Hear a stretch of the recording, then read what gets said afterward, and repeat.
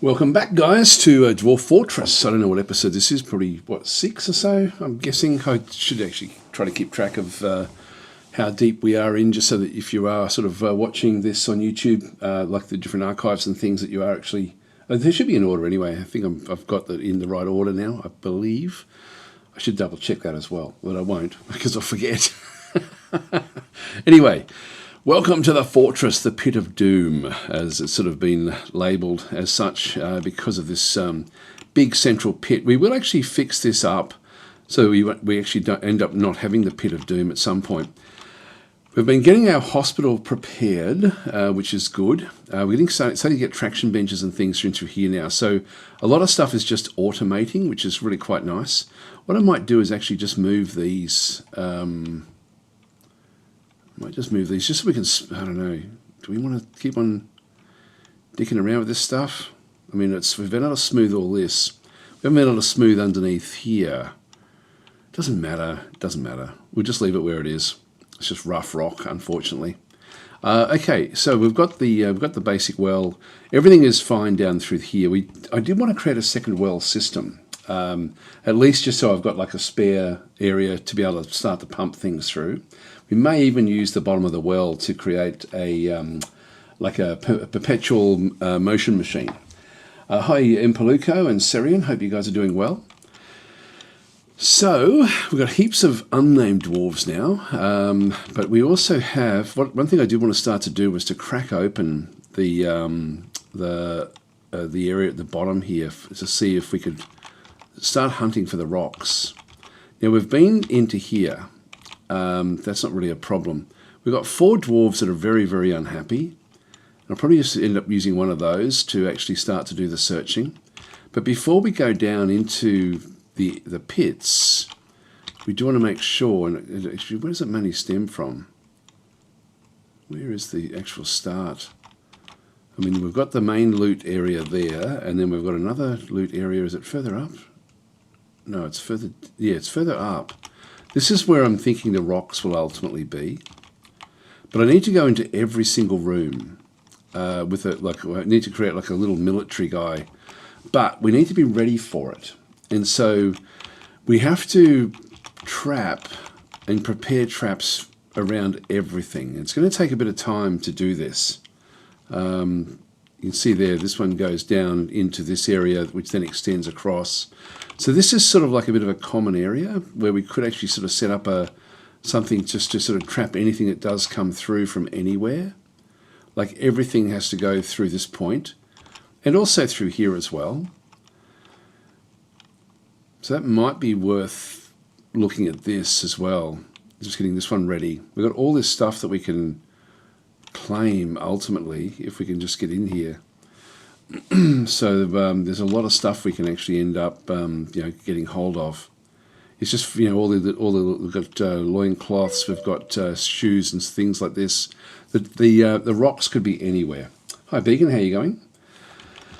So what I think we'll do is we'll keep that in mind as we start to then build up the rest of our own forces. Now back in through here, we've been able to just sort of trap a little area in here in case anything is able to break through into this zone.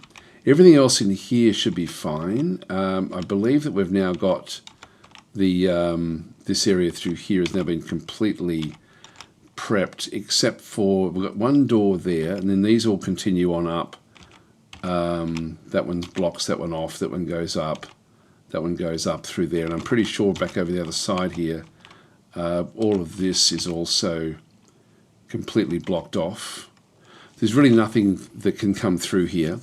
We will need to also set up like an anti-siege area in the top of the fortress.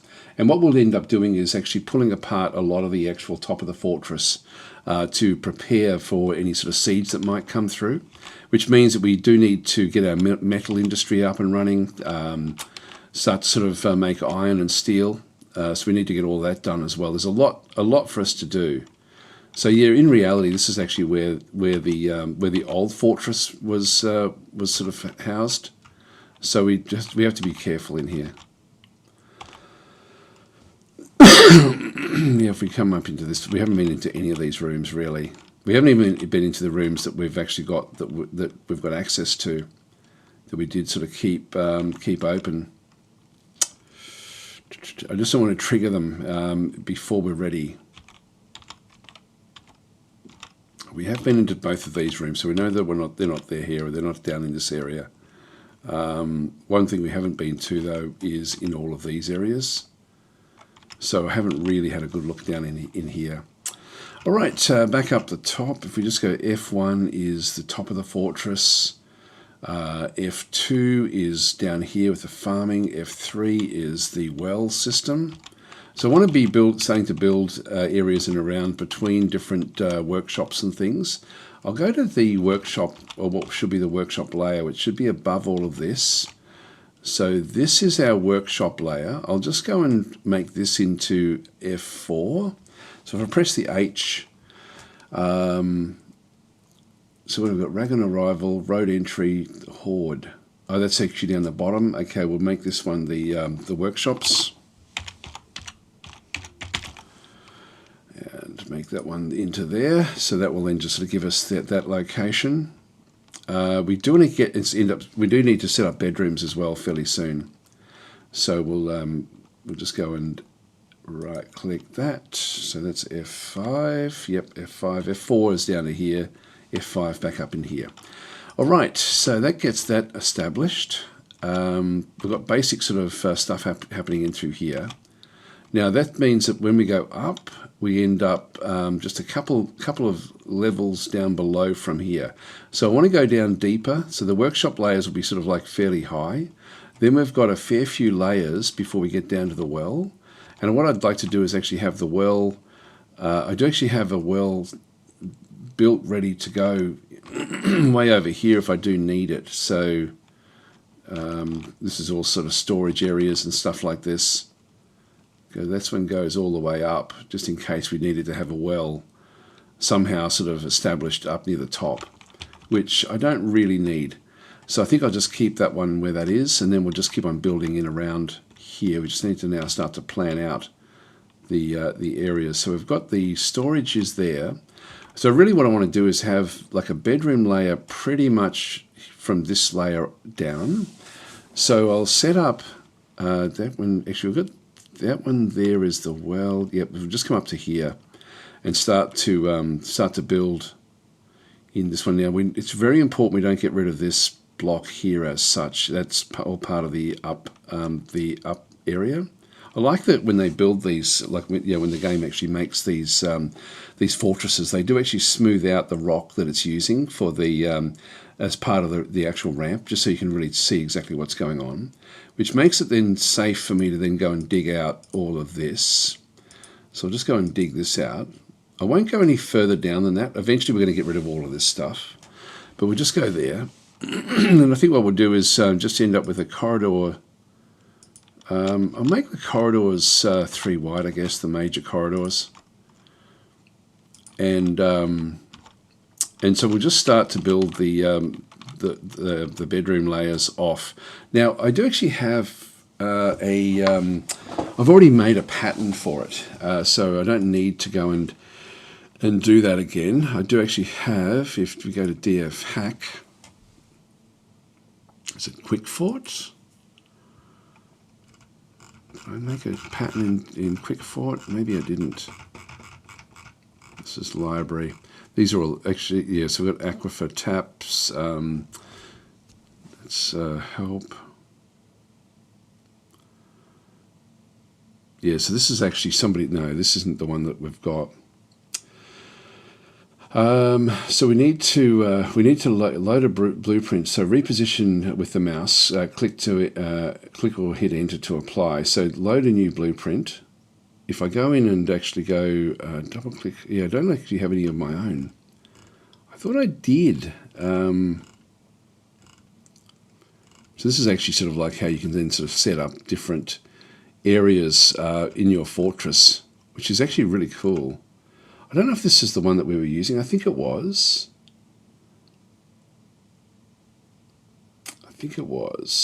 Let's just right click on that one. I don't think there's much else. I always get this a bit confused. Quick fort, I think that's the one. So we need to create, in that case I do need to start again, I think. Give me sitemap, what does that one do? Creatures, locations, okay. No, that's just a quick sort of look at the whole fortress. Hi, ZXM over on YouTube. It's funny. Thank you everyone for subscribing. Actually, it's gotten me to over the 500, and I went to actually go and monetize it yesterday, but I need to get another 800 views, 800 hours actually. Sorry, which will happen pretty quickly. That's actually not. I'm not really concerned about that, but it might be another week or so before. Particularly if I keep on sort of streaming across into this YouTube channel, it should then pick up those views fairly quickly, I think. So we're getting close to monetization, which is nice. All right, so we've got the so let's just go back to Quick Fort again. I'm pretty sure this is no blueprint tiles. Load new blueprint. Just see what that does. L. Well, that's it over here. Alt L is filter show the library. If I hide the library, I always forget how to do this. I never. I always forget whenever I'm sort of new coming into it. I don't know what that does. Blueprint will help you get a safe overlapping source of fresh water from a light aquifer. Here's a procedure. Yeah, okay. That's interesting. So you can actually write notes as well. That's pretty cool, actually. So you can actually, so this is really, really interesting.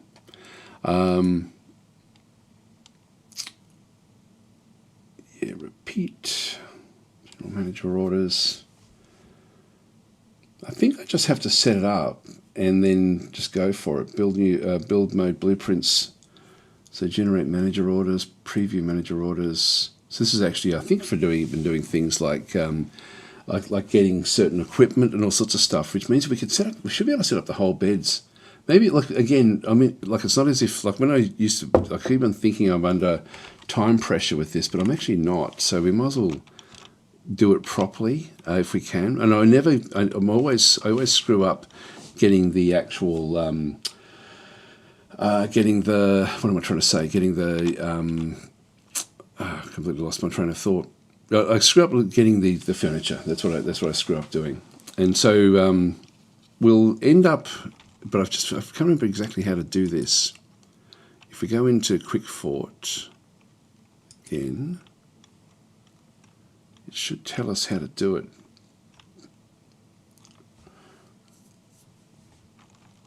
Okay, build mode blueprints will use DF hack. So you can see through there we've got the dig, and then we have the rooms.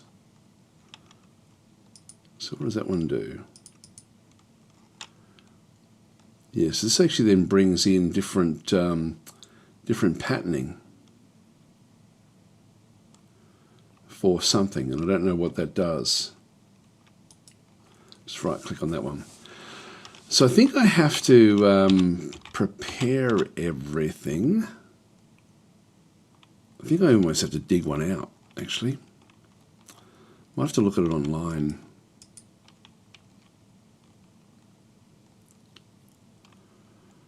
The others are they've got it there. These are all the sort of the most important things. The fact that it's down in here sort of gives you a bit of an indication that it's the way to do it. It is the way to do it.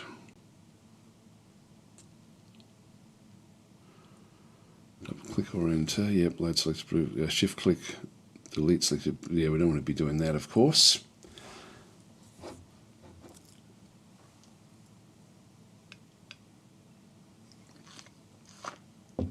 Reposition with the mouse, okay.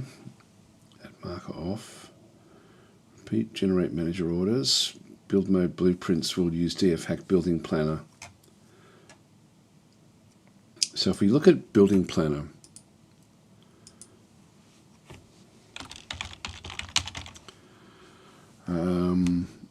building plan. So this one here is command building plan. Plan building layouts with or without materials.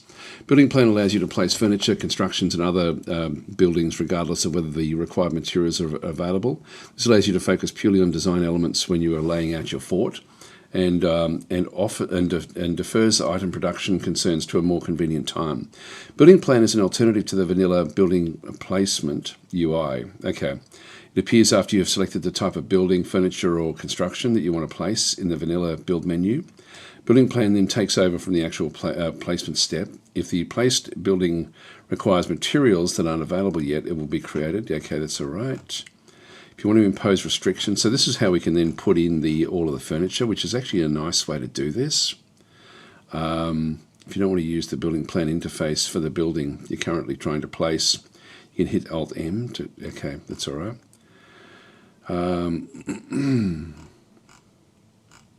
Okay, build a report of current settings, which, okay, we'll figure that one out as we go. So it's not that one there. It's, so I'm going to have to look this up, unfortunately. And I always have to do this. It's funny, I just don't learn. I should just do df hack.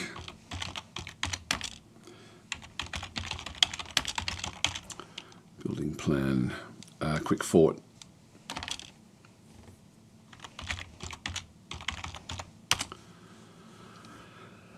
Okay.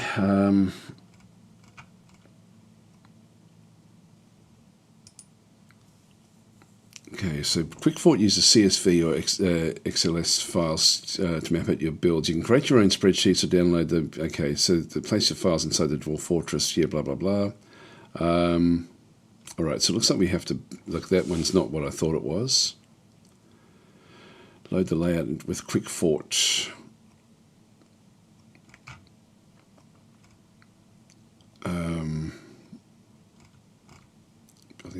Building plan, Quick Fort there. Let's just go to the documentation and see what this one has got. So, read stored blueprint files. Yes, this is not what I'm thinking it is. So there is additional library blueprints that can be added with mods as well. Quick Fort delete, Quick Fort GUI. Okay, that's all fine. Examples, yeah, so this is actually then going to, it's looking for the CSV file. Command options.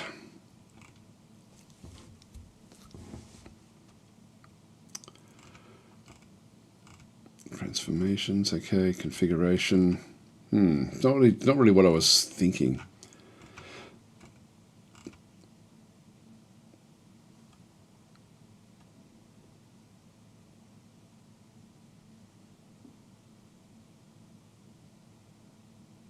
Yeah, it's not what I thought it was. This is not what I'm looking for. What would it be then? What would it be? It may still end up being what I want, but I just don't think blueprint creation guide. Let's just have a look at this one here. Okay, so Quick Fort is a DF hack tool. We can build fortresses from blueprint.csv and XLS files. Many applications exist to edit these files. Google Sheets. Most layouts and building-oriented DF actions are supported through the use of multiple. Okay, the idea came from, yeah, blah, blah, blah. This guide. So what do we need to do here? Bloody hell. Okay. So give me an example, please. So, okay, introduction to blueprints. We recommend using a spreadsheet editor such as Excel, yeah, blah, blah, blah. The format for Quick Fort compatible blueprint files is straightforward. The first line or upper left cell of the spreadsheet should look like this, #dig. It tells Quick Fort, just show me what to do. All right. The D here stands for dig. The character sequence, let the hash symbol, these are completely optional but can be helpful to make the row and column position clear. In general, any cell that contains text that starts with a... so this one, we don't have to use like we can just do CSV other ways, I think. I mean, it probably would be easier to use Excel or something. So what's this one here? Once the dwarves have dug it out, let's zone it as a bedroom. So in general, any cell, yeah, blah, blah, blah. Once the dwarves have dug it out, let's zone it as a bedroom. Then we have, it said some walls and furniture. So CW represents a constructed wall. Okay, that's interesting. And then we've got a bed and a build a container H for this lucky dwarf. Finally, let's place a boo stockpile in the two unoccupied text. So place personal boo stockpile. So that it's got the build there. So they've got to use that one. But then we've got that's just a comment.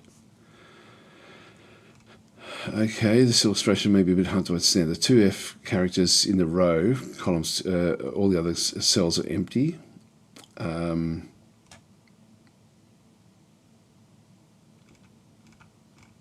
Area expansion. The following blueprints is equivalent.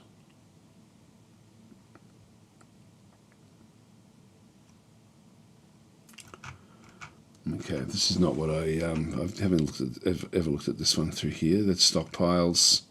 So you can really add a lot in here. Property syntax label. There's a lot you can do.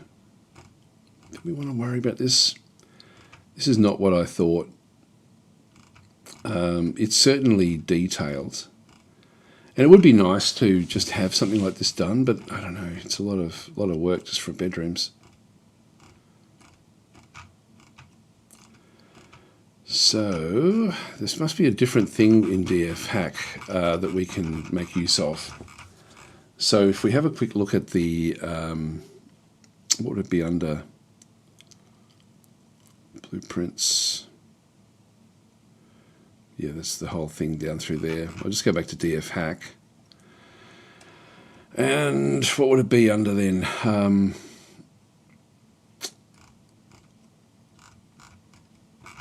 What would it be under?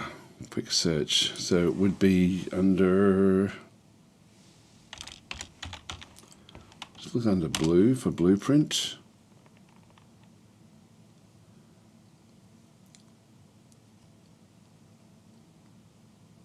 Live game map in a quick fort blueprint.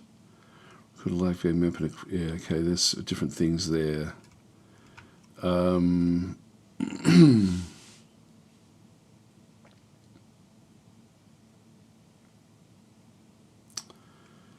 This is not what I wanted. What the hell is it? What do I normally do? I normally just, I need to sort of place a, I thought it was in here somehow.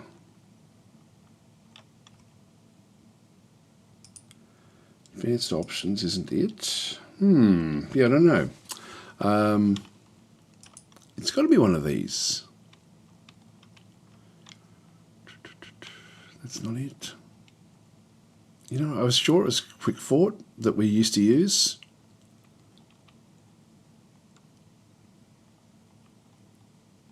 But I really can't think of what it is.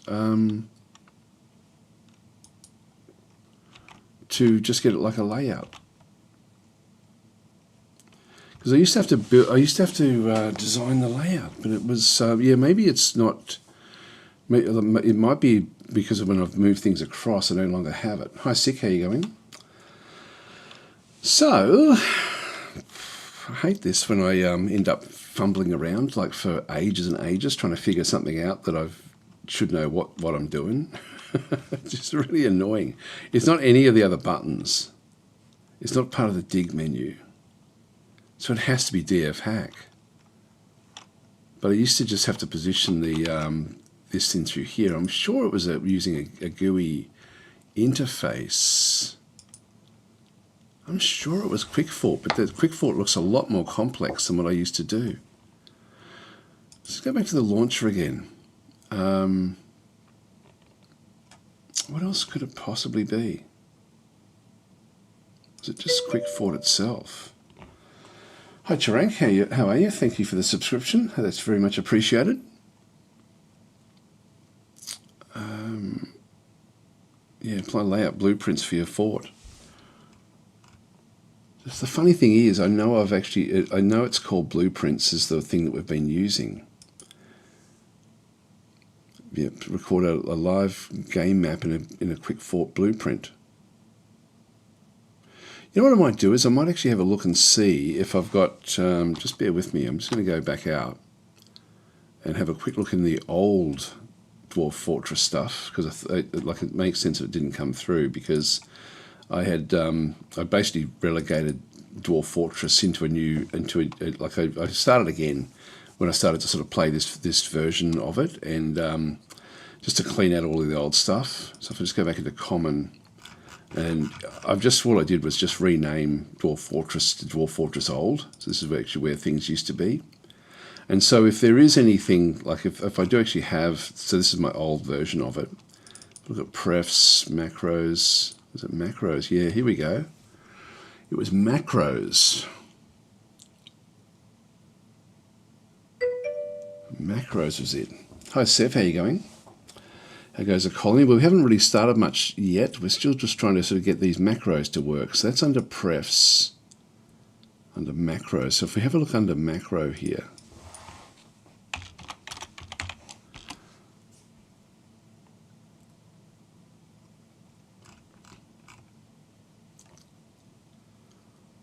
there's nothing on DF hacks. That makes me think it's an actual, it's a base game macro. What I'll do is I'll have a quick look back again here, and if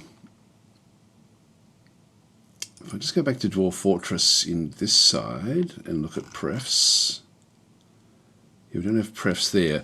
This maybe because it's no longer stored here. If I just go Control N and just get another one of these, and then just go into app data, %app data %, will then take me there, and then we go to Bay 12 Games, Dwarf Fortress, prefs. So under prefs there, this is the prefs that we did actually, that we are using. I'll just go back to common again, just go back into this other side, and I'll just go back into the prefs that I've got in here. So it used to be that the prefs were all stored in the with the actual game itself, and now it's stored over through here in the app data. So I'm just going to go and copy that to prefs there. So I've still got this one down here in case I do need it. So that does give me my old basic bedrooms in there, but how did I make use of it? It was sort of like something that I used to use it all the time. Let's just go back to it now, because we should now be able to dig using that.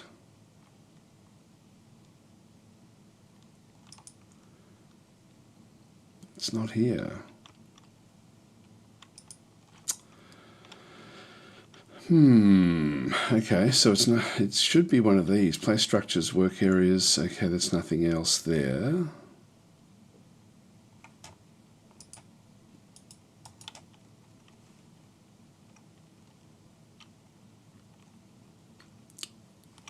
I'll just look it up again.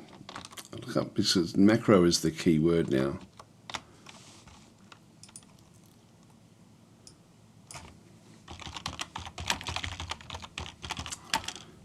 Macro.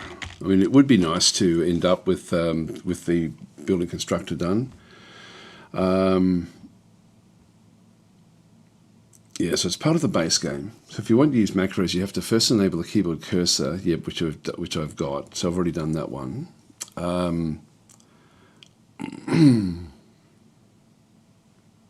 Right, so that's the old version. It's Dwarf Fortress Wiki, so this is DF 2014. Macros later, yeah, and play them back. So yeah, here we go. Follow the exact controls and record the macro. So this one is Control L. Right, so all I have to do is just use the Control L stuff.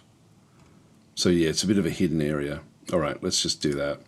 So if I now go to Control L, yeah, here we go. We've got basic bedroom and bedrooms 01. Let's just try bedrooms 01. Now, actually, it looks like I don't actually have. Go Control P. Yeah, so it builds it down there, but I actually mustn't have the cursor done. So it records what you do. So this is different again.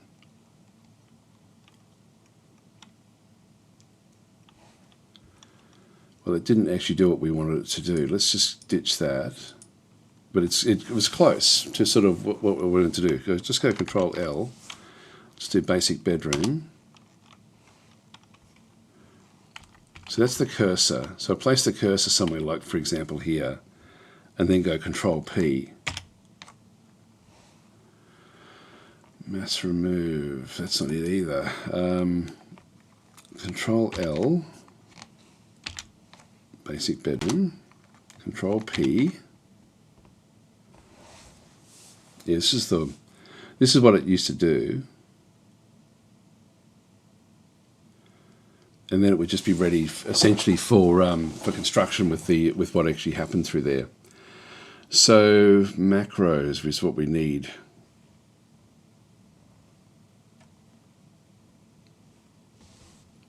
And I'll just ditch all this stuff off from here. I think that, do we persist with quick fort and actually try to make sense of that one? So Space Pants saying, yo, what's up, Daz? Do you think the ROCs are still around? Yeah, I do actually. Hi, Joram, saying, hey, Daz, say you may want to consider having a ChatGPT window or other similar bot. Even the free version is great to find or remind you of stuff. Actually, that's true. Very true. I use that a lot, actually. I've got to be careful because I can't be showing that on screen because of the I've got sort of sensitive things from work and stuff that I'm using, that I do use ChatGPT for, so I can't actually have it just sitting there to help me. I do use it a bit. Maybe I can use one of the others, like Claude or something, to actually do that. But do we persist? Like bedrooms are one of these things where you do want to just sort of keep it coming in. If I go into Quick Fort, if Quick Fort looks to be the thing we probably should persist with, maybe I've just never really bothered with this. Load new blueprint. So as I sort of come back down these are library bedrooms, modified these are villas. Dream Fort, these are different notes again. I love that you can put notes in. We can actually we could get a feel for this just by opening some of these up. So we've got notes. We also then have, what does this one do? It's recommended order for Dream Fort commands, each line, yeah, okay. So that's a lot of stuff.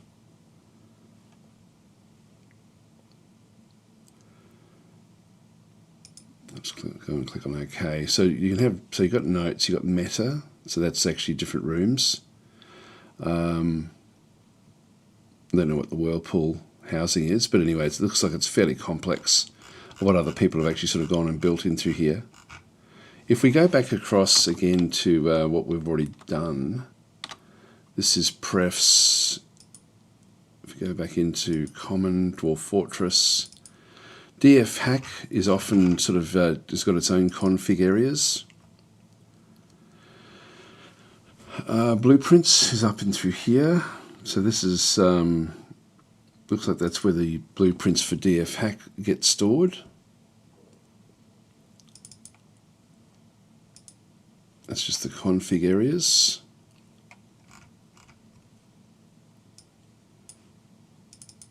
So we go back into hack. Scripts.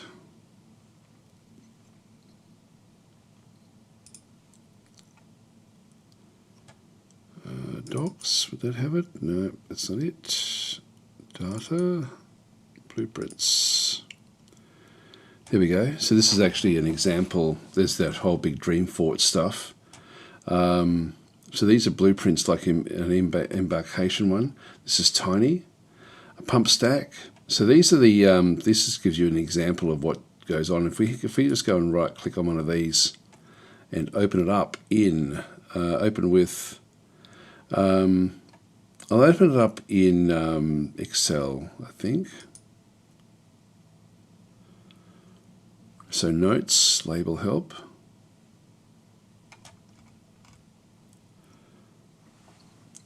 Yeah, this is probably a little bit beyond what we want to be doing right now, I think.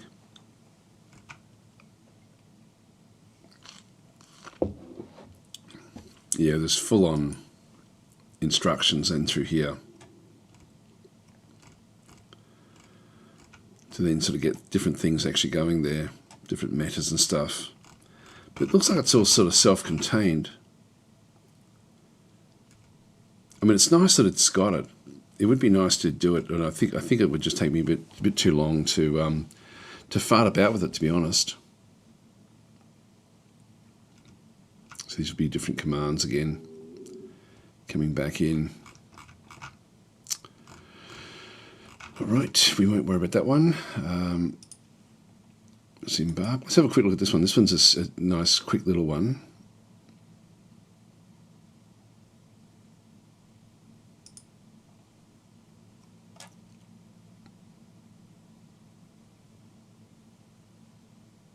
Place stockpiles. Yeah, no, let's not worry about it.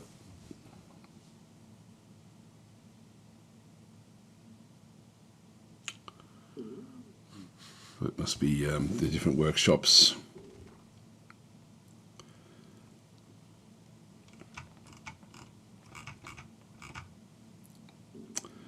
Yeah, no idea.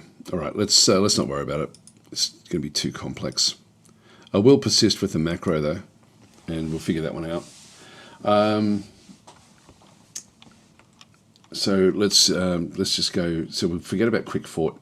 People keep on suggesting that I actually do persist with quick fort, but I don't want to waste too much time with with you guys. That little bedroom area. Now having the if I can use the arrow key here to sort of set things up. So if I just go into here, for example, now if I go into the macros again, the macros there is an interface for it. Is it under here? Macro. No, it's not. It's really not part of DF hack at all. We'll just go back out into yeah, using favorite quick fort. Okay.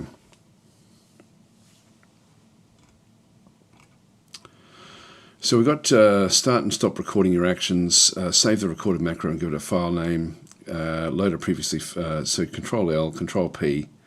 We should be able to flip it though as well.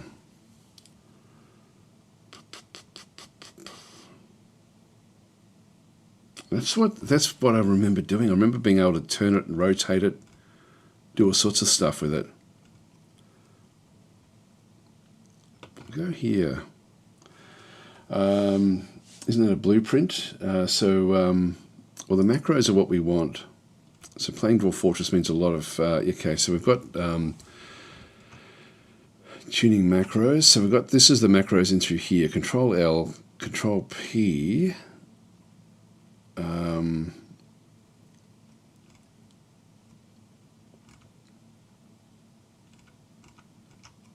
Yeah, so you had all of these different things, but it would record the macro.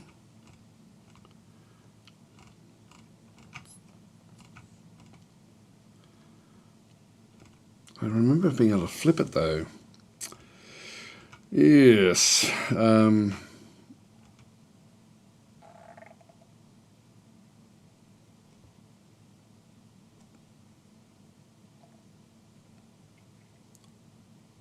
The build menu. Okay, so this is actually how you can use it for the same sort of stuff.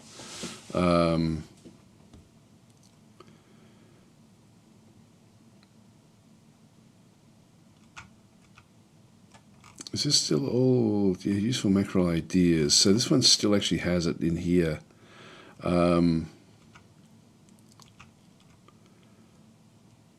It's not telling me how to rotate.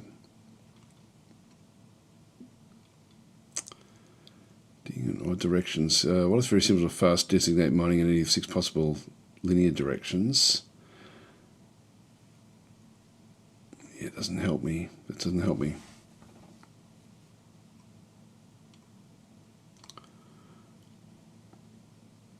Start recording.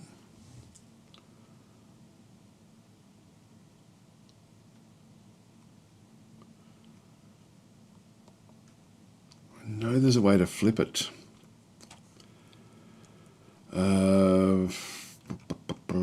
So these are quick fort spread, yeah, blah blah blah.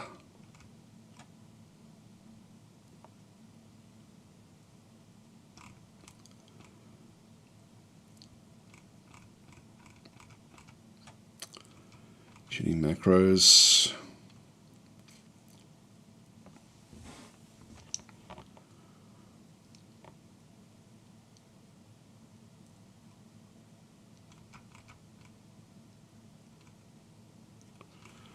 Going backwards, but anyway, this is, yeah, so record, save, load.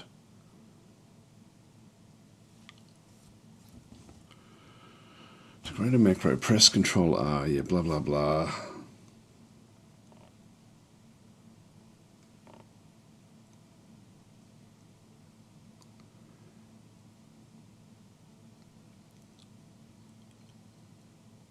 Yeah, this is annoying. I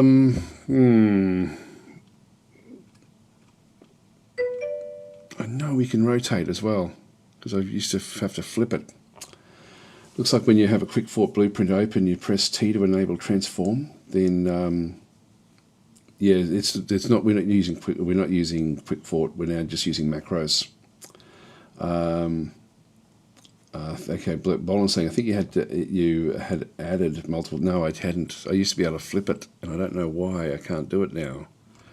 Does quick fort allow you to then make use of the macros? Is that something we could do? You know, that might be it. It might be this. Now that we've actually got them in there, maybe quick fort will actually see those bedrooms that I just created. That might be like I might be able to use that after I've recorded the. So if I go back into quick fort,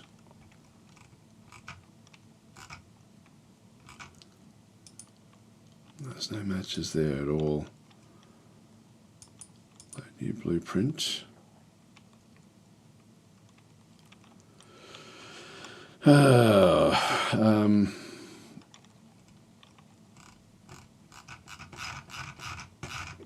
none of the stuff we just had there is in there.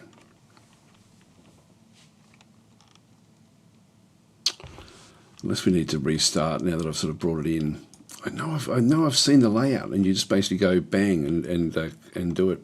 What I'm going to do is I'm just going to go and save and return to title menu, and we'll just open it back up again. I'll just quit out of the game, just in case it needs to have a look at that before it starts. And now that we've just added those in, and we didn't do it during the game.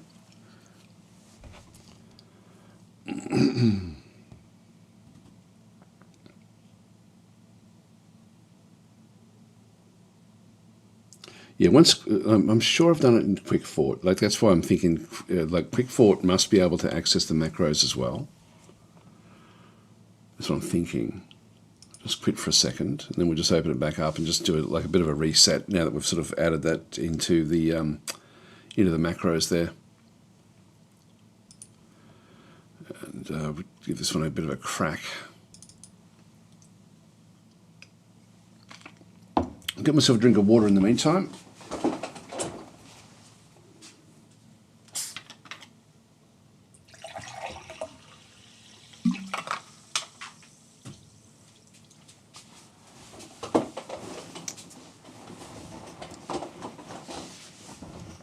New active game. All right, in we go.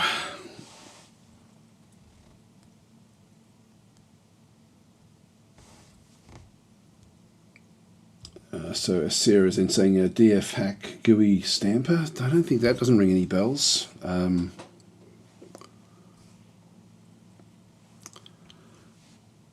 It's Missed that one. All right, so let's now try it again. We'll just quickly see if we can do it. Quick Fort. Library, bedrooms. Nah, it's not there. Not there. Okay.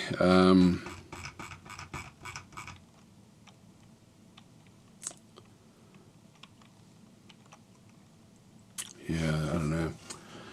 Do not know.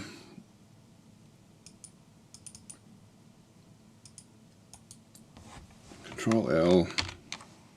Basic bedroom. It's now in the system. You know, I actually think I've still got to make the cursor active the whole time. Maybe that could be it as well. Just let me go into the settings, because the cursor is off by default.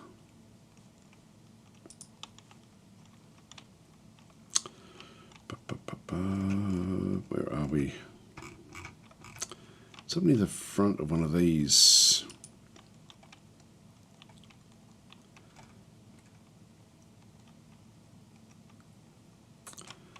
That's not it.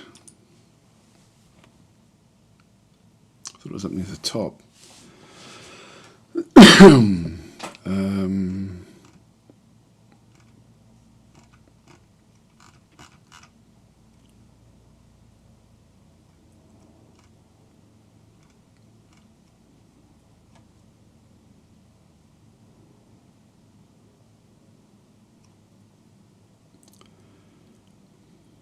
Actually, that's interesting. I've got that on 100.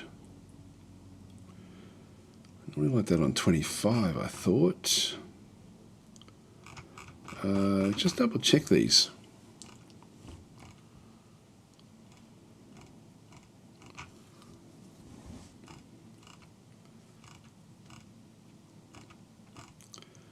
That's too far back. Okay, frames per second, because this is actually how fast the game actually then runs. Yeah, I'm not sure if that's because it's by default it's too fast. Mark dimensions. Show rectangle. It's not there. God, where would it be? Where would it be? Where would it be? There should be a show. I might have to look up this as well. We'll just go and have a look down in here again. So Dwarf Fortress Wiki. I'll just go back into this other side. I'll look at frames first of all. Frames per second. Each tick requires, yeah, blah, blah, blah. Maximizing, we don't want to do that. Controlling FPS. In the init text file under FPS cap. Yeah, so the FPS cap, I want to move this one down. So by default, the FPS cap can be modified in-game to increase the FPS cap or decrease it.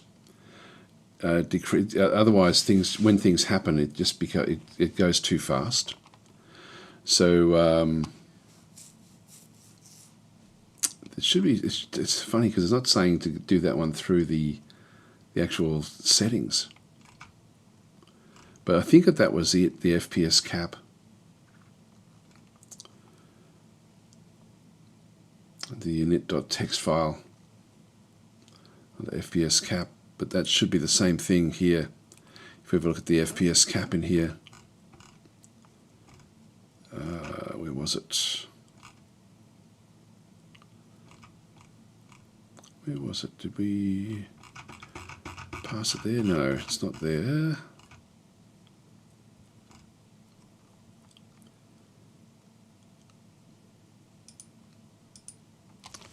Just make it 25, just so we've got that one in there. Just click on done, then come back into it again. So settings, and there should be, I'll now just look up cursor.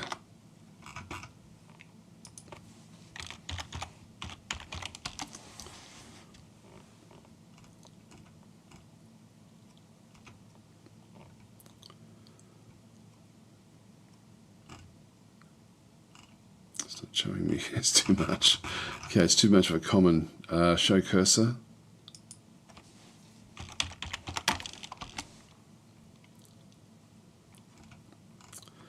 No, this is not. Look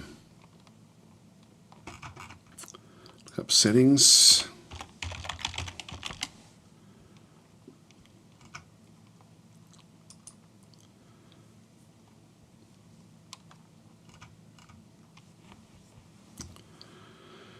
So we've got the windowed. Hang on, it's graphical FPS cap. How many frames to cap the graphical display at? That is under video. I think I may have. I think that one I had set correctly. I'll see where we go. We may have to change that other one back. Scaling mode. Again, it's not sort of showing it in here. So I think you have 25 graphic ray. Yeah, I think it's so I can keep the other one back there where it was. So when we go back to game, now I just need to try to find that 25. I'll keep that one back to 100. And if we go back to video, the video is set to 25 graphical FPS. All right, so it should be in here, the actual, to show the cursor all the time.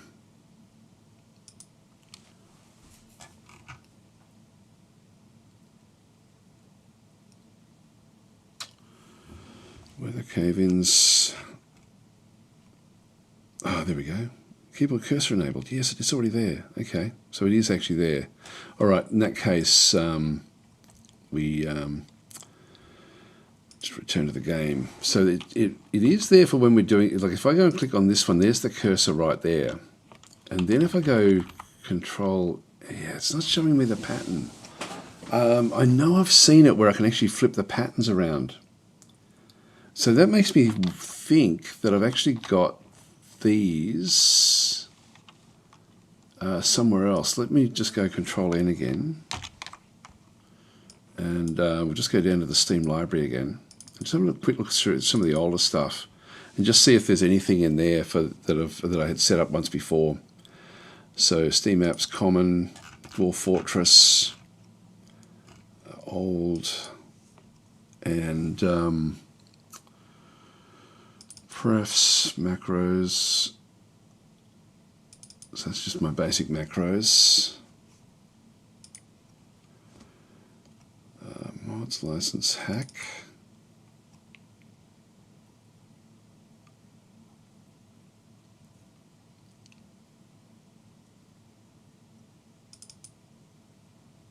Yeah, none of those are it.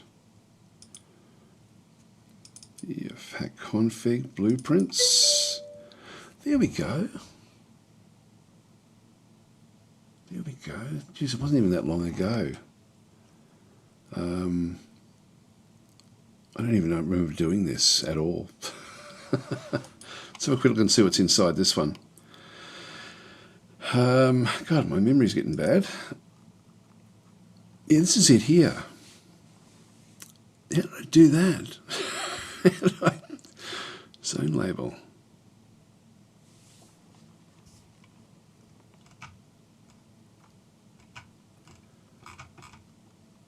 This is exactly what it is. This is exactly what I wanted. So I did make one. Must have made it a while back. A long time ago. What's blueprint? What's this one here? So I could actually tweak this. Edit. So we were using this. There we go. So we'll just go and open with Excel. Yeah, this was the start of trying to then build something with beds, doors. Yeah, build label, build. All right. It must have been automatic somehow.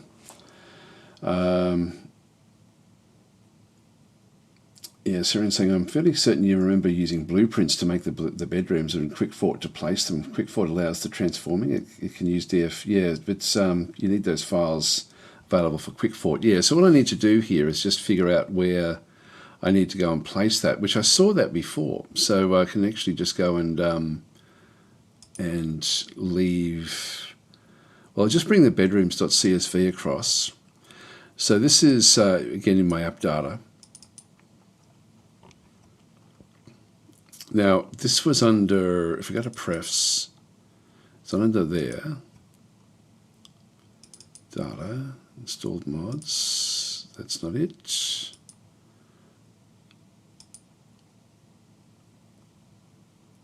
So maybe it is back in the actual game itself. Let's have a quick look and see if we can find it in there. So if I go to Control N yet again, and this time we'll just go back out to Common, Dwarf Fortress. In this case, df hack config, blueprints, and that's where it should be. So if I then just go and copy this one across, so I just press Control while I do it. So I'll bring bedrooms in and see if that one then works. So we'll just go with that one through there. Surprising that that's so recent. Like it must have been some sort of automated thing that I ended up doing. All right, let's give this a crack now. So we'll just go back across, df hack quick fort. There it is.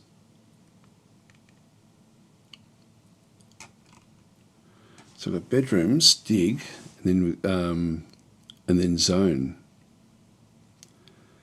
So if I go and load this one in, now that's better. Yeah, this is exactly what I wanted. So I can now place this exactly where I need it. So this will then set up the little bedroom layers for me. So I can just do this and just keep on sort of thumping these out, and then I can flip this over. So if I go to T, and then what do I use?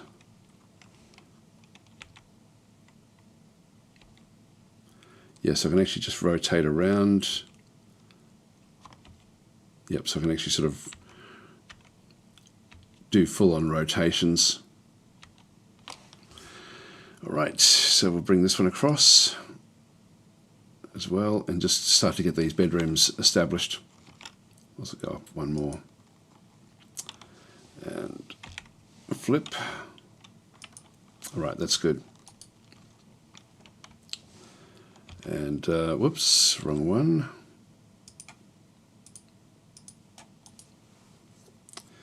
Funny, the old, I think T used to be, I just clicked on the T key with my mouse, and I think that may have been the old command to dig.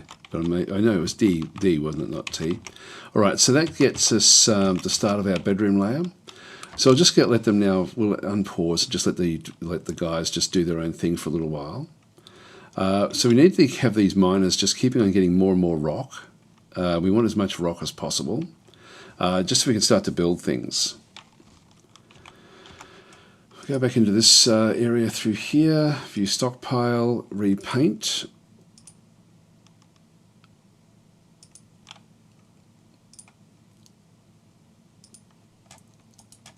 So I'll just keep on sort of extending this one up.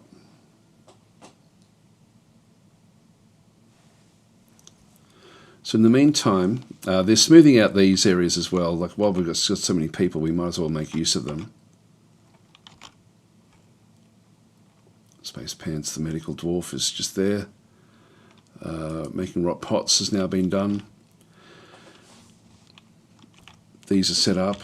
This will be the piggery ultimately. I might just put that zone in now. So we've got a pen or pasture. We'll accept that and select the animal. In this case, what we want to have is the piglet. So I've only got one piglet there, so we'll just go and grab that one. That's the ultimately I'll be wanting to get more pigs. I do want more dogs as well. Yeah, we've got a looks like early summer, so summer's now just hit. Now we should get the humans, I think, come now. I think.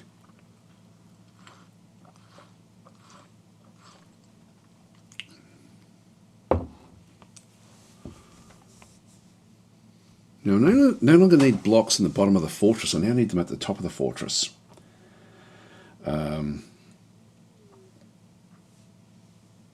Okay, Sarah's saying allows you to copy and paste using transforms like flip for what you copied. So that's GUI Stamper. I haven't seen that one.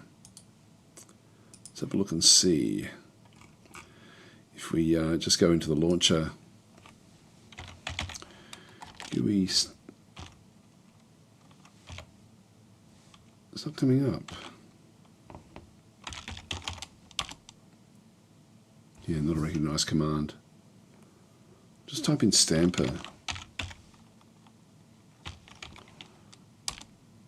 No, not a recognised command. I'm not sure where you would have got that one from. A seer. Just keep them sort of thumping away through here.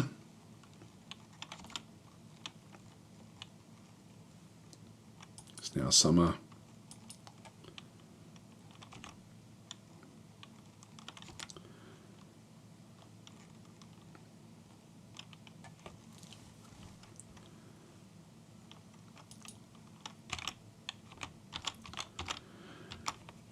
That's good. So making all this stuff nice and neatly.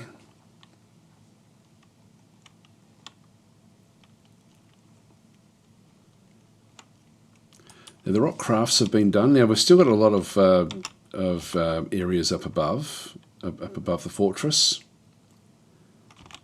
So we've done all of that. Now let's go down and see if they've made any progress at all on. No, they're still digging this out. Here they come now. This is interesting. We've got bituminous coal in here.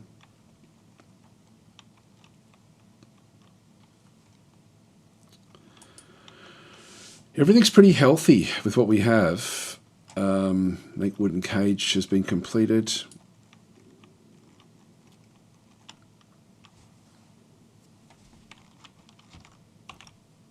Just need to keep on digging into this, into these areas. Oh, this is kaolinite. Kaolinite is not really what we want to have because the kaolinite is just clay. So it is rock. Like the shale is what we're looking for here. So the kaolinite areas are not ideal for us.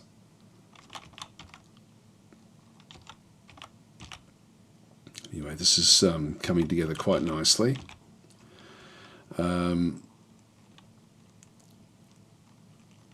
And again, I could actually now establish another well in around here if we have to. That would probably be the area to do it, rather than up in this area. You just dig it straight over the top. There we go. So people are making good stuff in here. Oh, here we go. Human caravans. So yeah, the humans have now arrived. So so they're going to be coming in. We'll just go up to the top. Just go and click on OK, and then just quickly pause. Yeah, the FPS is capped at 25, so that's fine. So people can see where they are. So they're coming in from the top. There's nothing around that we have to really concern ourselves with. Hauling chopped cougar liver. There should be other things as well. So they're coming in off the top of the mountain, and then sort of coming down into where our fortress actually is, which is here. Let's just make sure that the door is unlocked. Yeah, it is already. That's okay. Lots of cages ready for the traps that we're going to need to start to sort of create around the place. I'm going to create like a keep on the inside here, ultimately. So we'll probably end up sort of moving a lot of this stuff out of the way. The rock pile can be destroyed. Actually, the stone stockpile, yeah, I might destroy that. I'll destroy this now that we've sort of gotten rid of everything we need. So let's just go and remove that, and we'll remove this as well. Just while we're here. Yes, proceed. Okay, so the guys will be coming into this location. Now, one thing I do want to have is all of my finished goods that we're going to be selling. I'll start to move them up. If you go into bins, the finished goods, so we'll go and move that one and that one. So I want to be very specific about what we end up getting. That'll do me. And then I just need to be careful what I actually sell off. So there's different types of finished goods. Some of the finished goods we don't want to be selling, and some we do. So when I go into it, I'll have to then be very, very careful. I might even set that up now, just so that while we sort of see things, what I want to have is like is another stockpile in here, just literally for finished goods. So I'll throw that one in there, accept. And so this will become finished goods stockpile, but we're going to customize it. Now I don't care what it's made out of, but I'm just going to go amulets, bracelets, crowns, just all the stuff that's figurines, but nothing useful.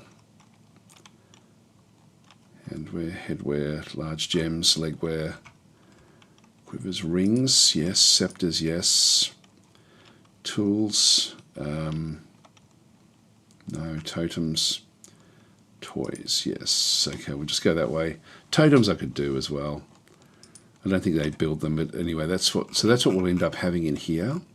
The rest of the finished goods, I want to keep that somewhere else. So we might as well set up again like the actual finished goods stockpile for different things. So we'll just go and right click on that one through there. And so this is going to be ultimately where we end up with anything we can trade. If we go back to this area through here, finished goods, if I go to custom, see, finished goods are everywhere in here, but I don't really want any finished goods ultimately in this one. I'd prefer that to be deeper down. So let's just go down into the finished goods area here, where we've got the furniture is in the bottom area. This is all just, this is just purely furniture. Let's block this off a little bit so we end up with a subsection. Just repaint, and we'll just delete some of the areas around in here. It's going to have the majority of it. Now I'll just repaint again.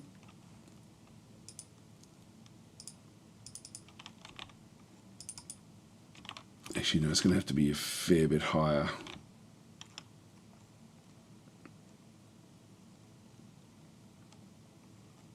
I'll leave a section for the other bits and pieces over here. All right, so we'll just go back into another stockpile. Create a new stockpile. I'll just create a little one in through here as well. That'll be for finished goods. It is everything that we don't want to be trading.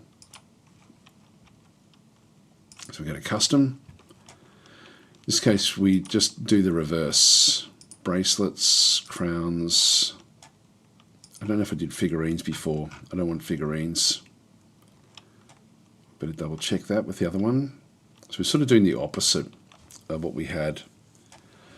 So we're just inverting. It would be nice if there was a way to build these as well. Scepters. There may be a DF hack command for building specific types. Maybe there's not. Actually, it would come up if there was. Rings, scepters, totems, toys. So did we put figurines in? Oh, in earrings. So that's what we don't put in this one. And then we come back up again to the top of the fortress.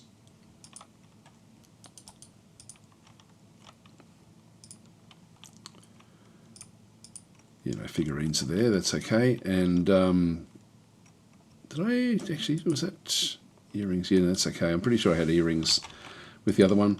And now we just go back into custom and just go to finished goods and just go none. So we start to sort of just, this catch-all, we start to sort of then just move it into more useful areas for us. So we just get rid of that stuff. Okay, ultimately that will be good. So that's good where we got that one through there. And just keep on sort of having a look at this. This is the rock that we can then start to sort of make use of. piglet back in there. So that'll be the piggery. And one thing we do need to do is set up the workshops in this side as well. So we're going to end up with a butcher. So we just go to workshops, farming, and so we need a butcher and a tanner.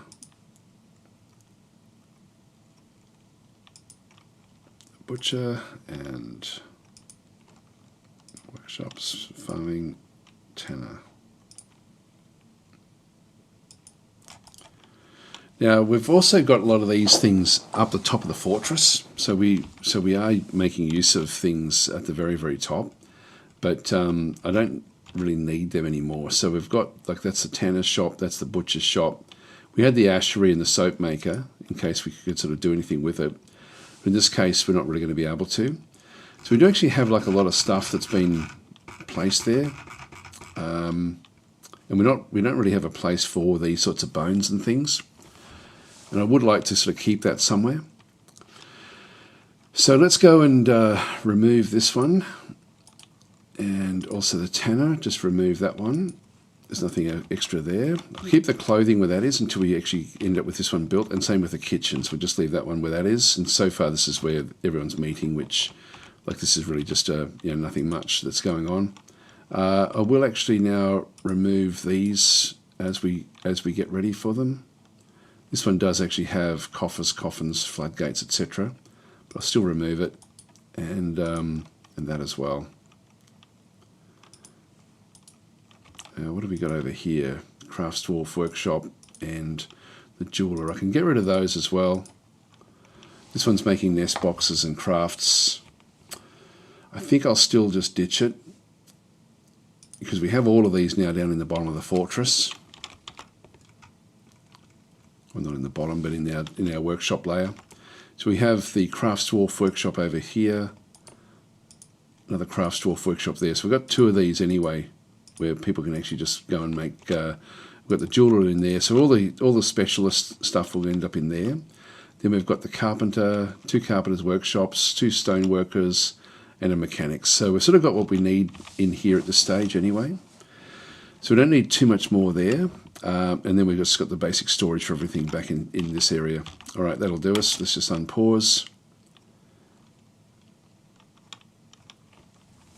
And this one we want to smooth out as we go.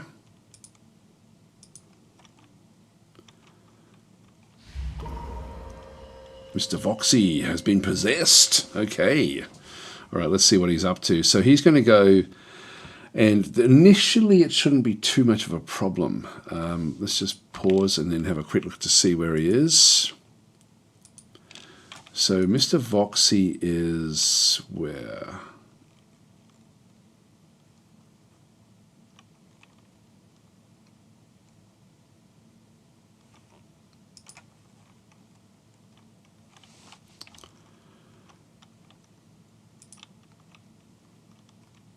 There we go. Siege operator, strange mood. There we go. So we'll just follow Mr. Voxy around and see what actually happens in through here. So Mr. Voxy will decide that, and this is usually a good thing to get this sort of possession. There's different types of possession. So we've got following Mr. Voxy in the strange mood. We've got a moody dwarf who's claiming a workshop. Let's just go and see what happens. Now, claimed the clothing workshop, which is interesting. So it's going to make an artifact out of clothes, so special cloth type thing. So the siege operator here is now going off to gather items. Now, if we wanted to figure out what those items were, now the fact that it's leaving the actual location is healthy. So it's been claimed. Sometimes you get information about what's going on with what's going on through here, or Mr. Voxy might be sort of saying things as well. Let's just follow it again. So picking up pigtail cloth,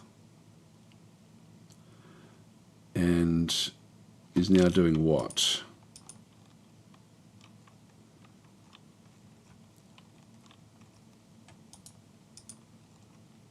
Muttering. Okay. So keeps muttering. That'll be the name of whatever it is. So we're not getting any clues here. So it needs something else. What does it need? I'll just go and break the gap there. So it's not working yet. And something else has to be built for it. What on earth could that be? One thing we can do... Oh, it's begun a mysterious construction there. So all it needed was just a piece of cloth. All right, so that's actually all we needed to do there. So it's been possessed, claims the clothier's workshop, and begins the mysterious construction. That's all okay. Well, let's just watch and see what actually happens here. So I thought it normally need more than just one item, but Mr. Voxy will now just keep on sort of building this particular thing, and then become like a master clothier. Hopefully, again, depending on the strange mood. Here comes the guys.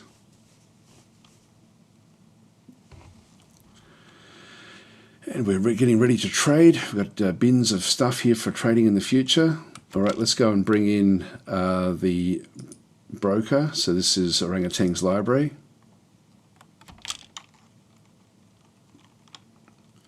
So they're going to be able to witness something very, very special.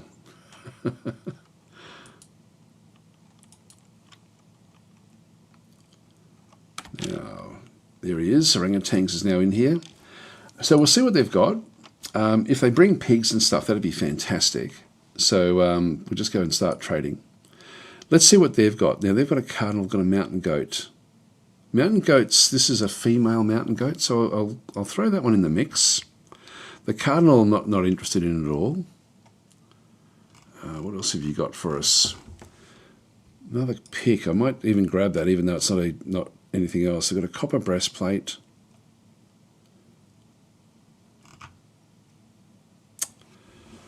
These in here are not bad. Yeah,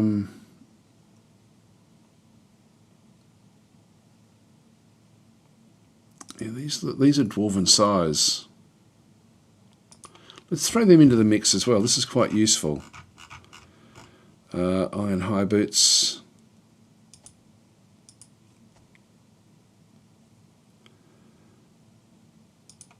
I'll grab those as well. The low boots I won't worry about. The buckler I won't worry about. The iron helms.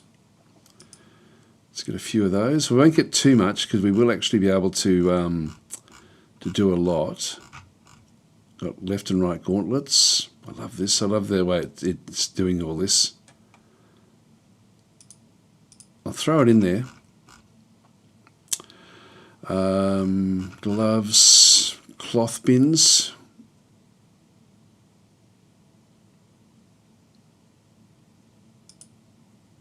Yeah, it's got all of that stuff in there, which I don't really need, I don't think. Although getting this special wool would be nice. Got woolly mammoth stuff as well, leather bin. That's cheap. Another cloth bin. Now it's already up to 1400. Just leave all that where that is. Another leather bin. Woolly mammoth leather's worth a lot. Meat we don't need to worry about. Fish we don't need to worry about. Plants, no. Leaves and fruit. Thread. Let's get some more yarn, I guess.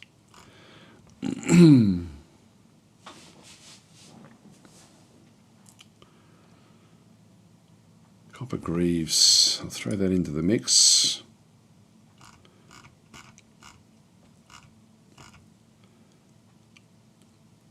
The backpacks. I mean, we can start to make all this stuff ourselves anyway. A lot of this. All right, so that's actually they've brought a lot more valuable things in here than I actually thought. Let's have a quick look and see if there's anything down in here that we need to not sell them. The crutch, yeah. So I'll just go and select everything in this group, and then we'll just unselect things like the crutch.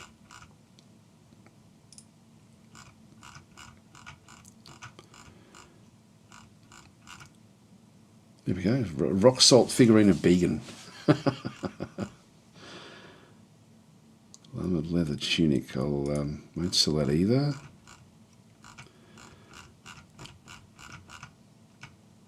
And these different crutches here as well. Did I skip over too much stuff? Different mugs and things. I probably won't sell them so much. Trader profit is coming down as I get rid of this stuff. I need the crutches for my own stuff and the splints as well. Okay.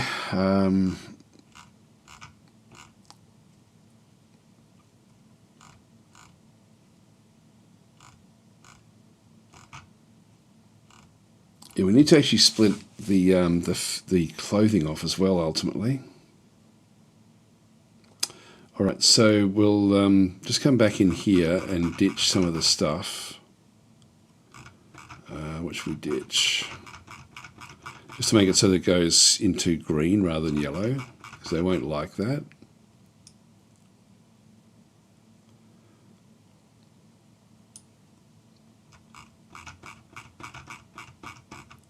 Yeah, look, the leather is probably more important than anything in terms of the cloth. Iron helms are worth it, worth it as well.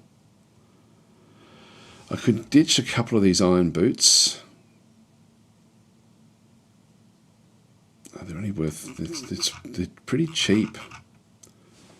Copper mail shirts, that one's worth a lot. I'll just get rid of that one. Iron breastplate, it's just giving them a bit more profit. I'll keep the mountain goat. I'll just ditch some of these iron high boots. There we go. With getting rid of both of those, I could then go back and pick up one of the other things that we ditched. Yeah, that still gives them a healthy profit. So we'll just go and trade this. That's done. Okay, so thank you for your business. That's good. So that is great. There we are. So that's good. And then ultimately we'll be able to then sort of just have like a heap of goods in here just for trading. Okay, that's all we needed to do there. No longer required at the depot. And we'll just watch as this before it goes on here, I guess. Okay, Mr. Voxy has created a Tithamutul, a pigtail sock. She offers it to the Chamber of Jails. There we go. Great. So it's saying, are you using any alert or notification mods or just the combat log mod? I'm using not any mods as such. I'm just using the stuff down in here, but it doesn't actually give you any alerts. So these are all just set up from within the game. So I don't actually have any. Is there mods for that one? I don't know if there is. Hang on, I'll just click on OK. I'll just deal with this. So we now have this special sock. This is going off to be stored somewhere. So it's a special location here. And I'm happy for them to move it down into their fortress. Like we can see, we've got socks and things in there as well. Another finished goods bin back over this other side. Ultimately, they'll get moved out. Our Steam Workshop mods, that is. No, I'm not. No, I don't. I'm not. I've only got the one mod at this stage. So is there actually alert modification mods in there? Is that the one that you've been building? Have you got one in there at this stage? Let's have a look. Let's go down to Steam. Go to Dwarf Fortress. Workshop. Are you using Serian as your actual name with this one?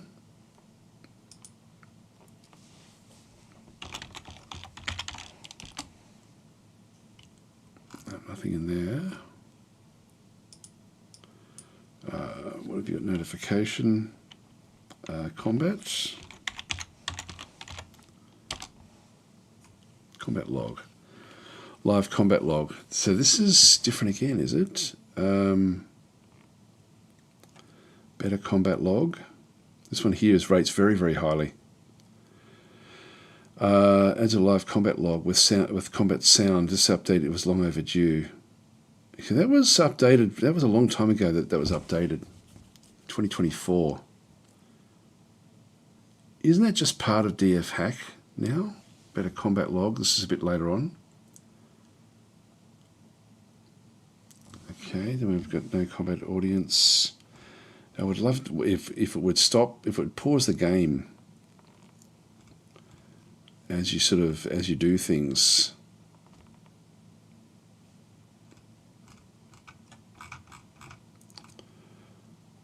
I'll have a look at this one here. Not quite the one I'm working on, but also, yes, there are alert mods in Steam Workshop, right. So what does this one do? This mod needs DF hack. What a glorious battle, my brothers. We stuck with this forgotten beast here, blah, blah, blah.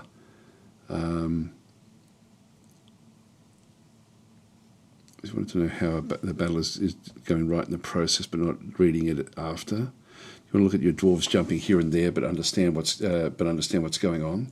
It sounds good, actually, doesn't it? What is mod offering you?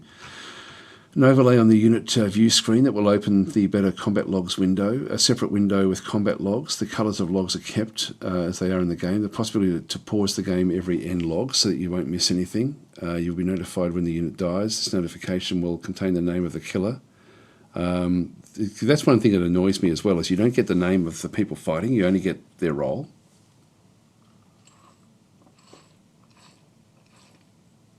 So there are future plans, but it stopped updating a long, long time ago.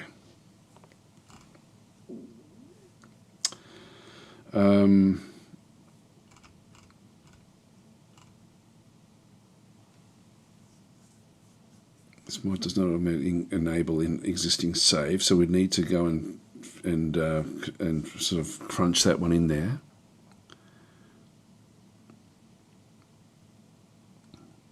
Yes, there's not been many comments. Don't know if this is a good one or not. Okay, so Syrian's then sort of saying my Dwarf Fortress script is currently pausing the game when combat starts, but I was trying to add a sound alert to it. Been struggling to find the sound alert to it. So change the combat log so it says who's fighting. Oh, okay, really? Is that in the workshop?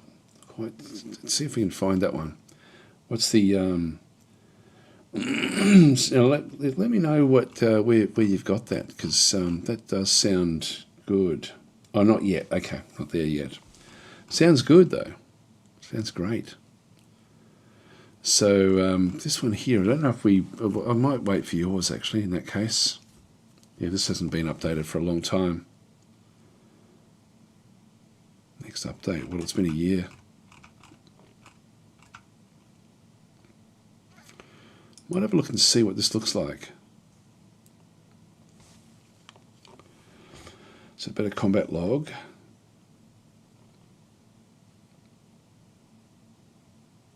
Yeah, the Mace Dwarf. It's not actually using their names. So this is actually where watch list. Okay, so you got watches there.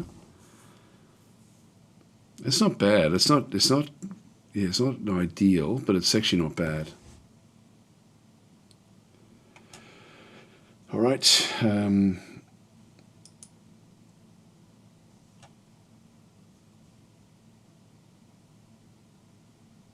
Rest of falls over. Yep. Okay. By Forgotten Beast.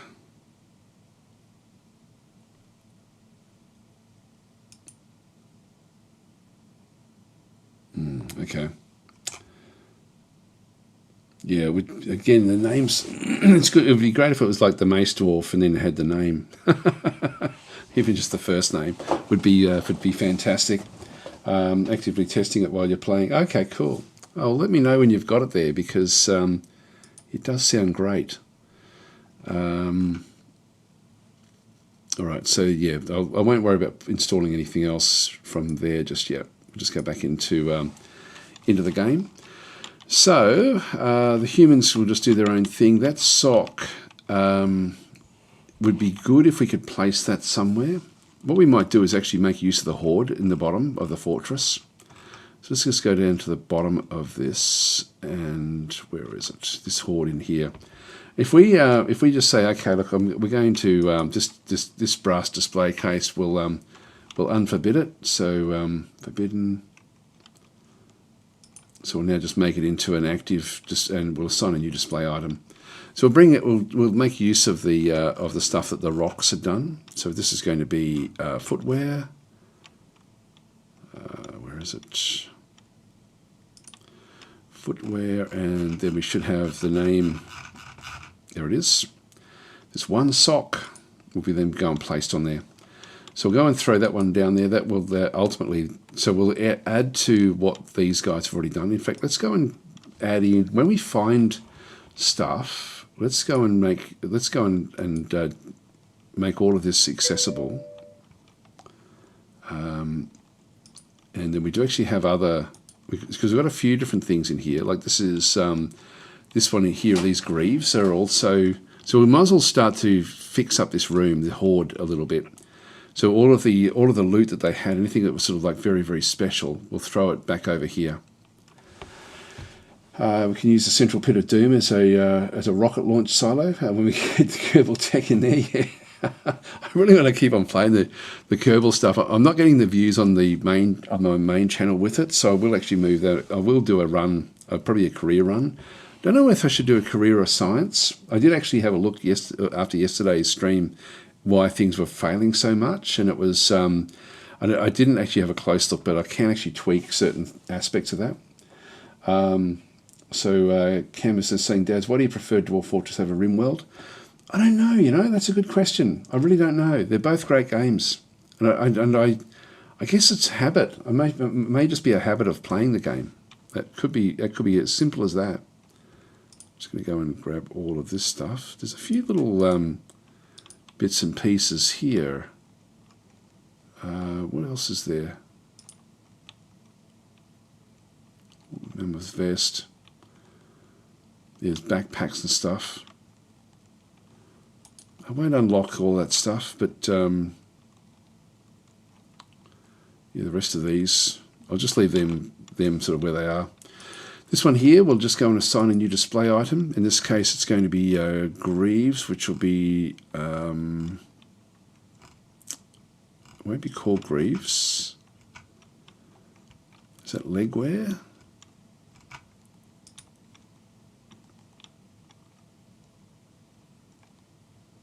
There's the greaves, but it's not showing the actual these in here. In fact, if I've got to grab those, let's try that again.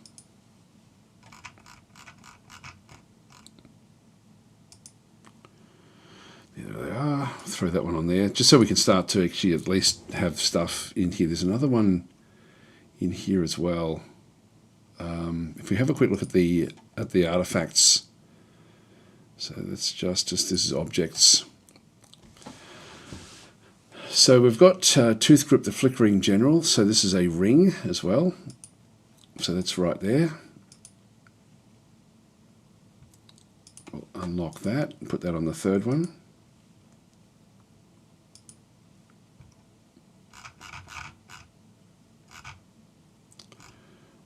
Rings.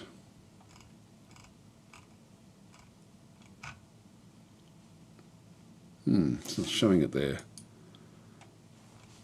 Sorry, keep on zipping around. Oh, bracelet. It's not a ring, it's a bracelet.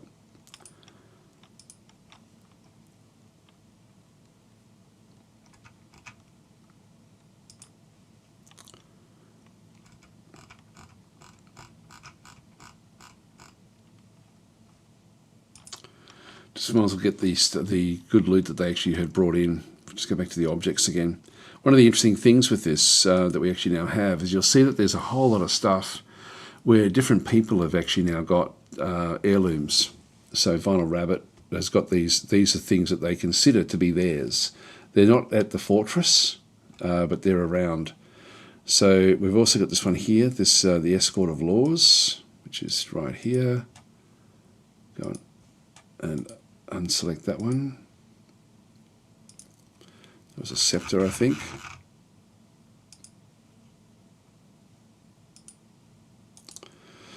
Okay, give another quick look at the objects.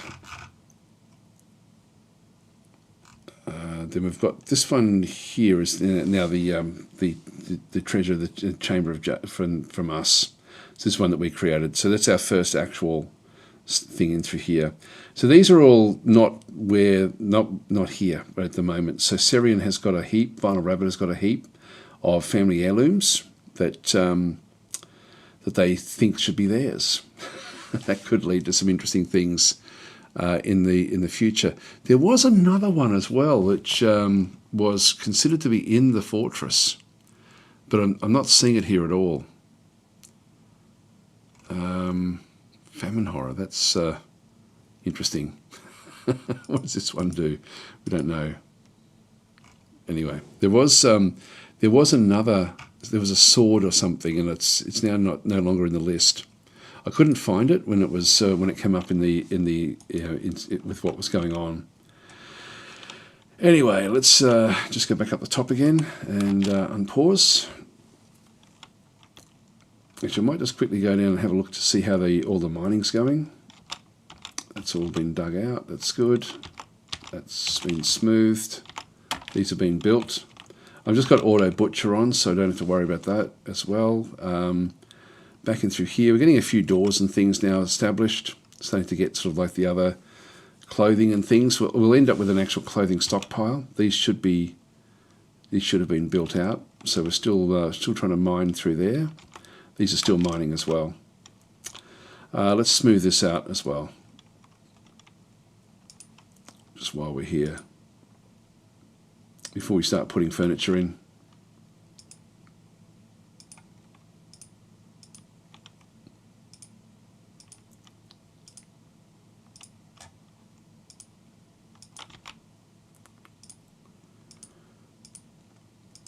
Probably shouldn't have built over. Actually, I do need all of this. Struck quartz. Yep, that's okay. That's all okay as well. Yep, that's good stuff.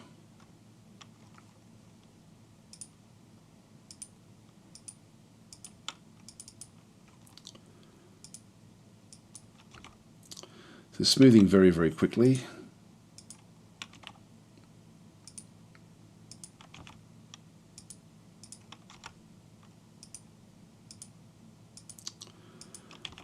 Just wait till we get all this done.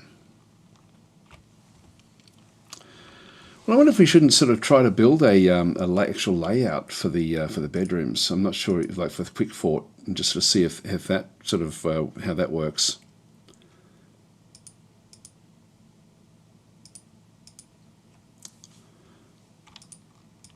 Let's keep the miners mining.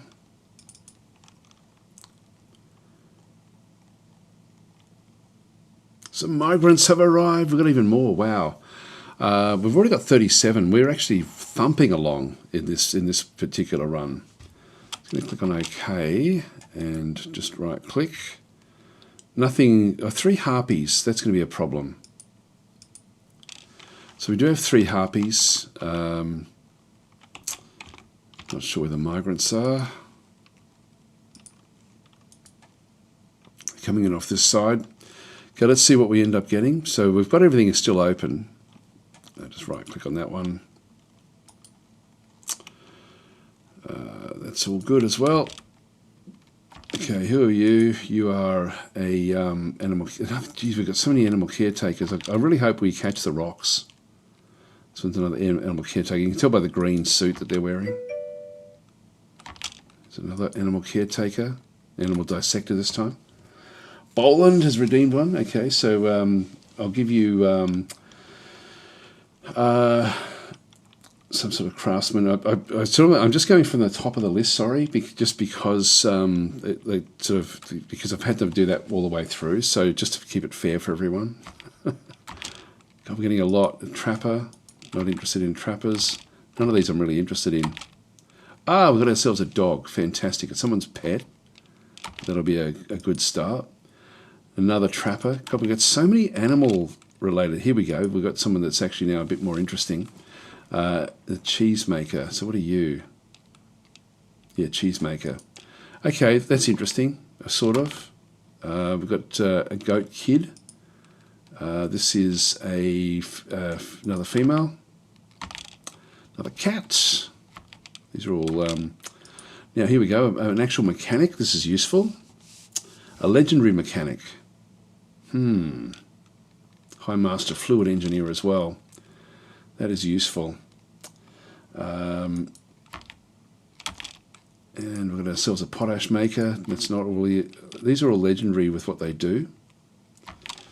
So that's it, I think.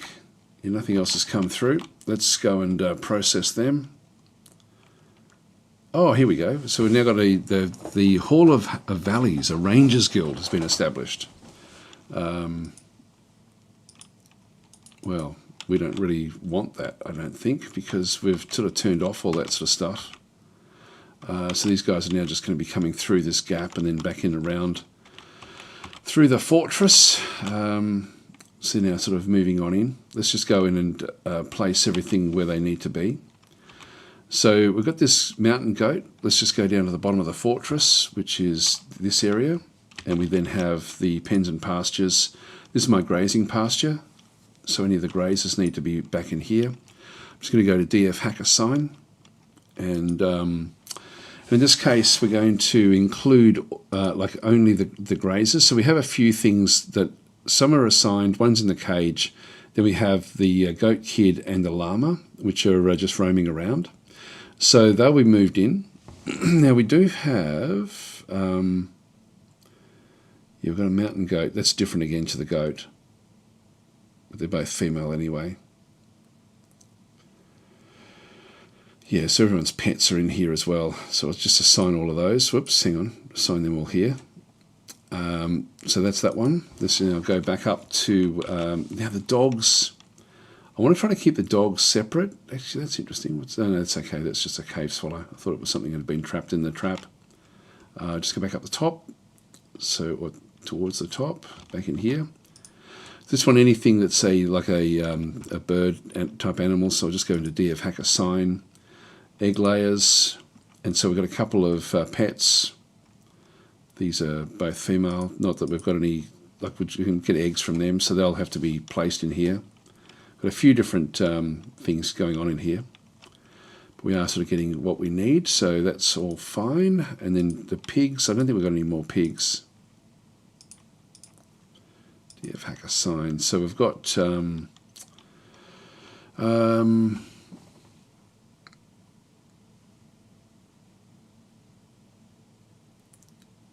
yeah, if I go to we've got juveniles and stuff like that as well.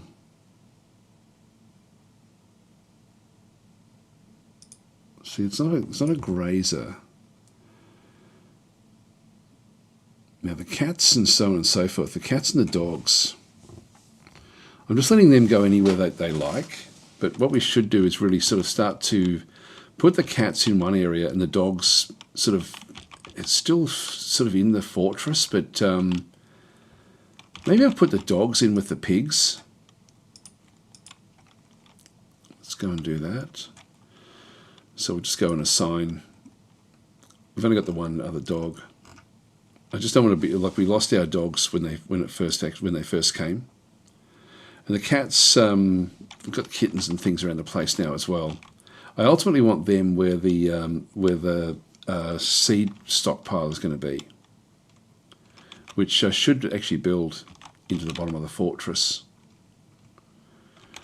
So that should really be set up in here.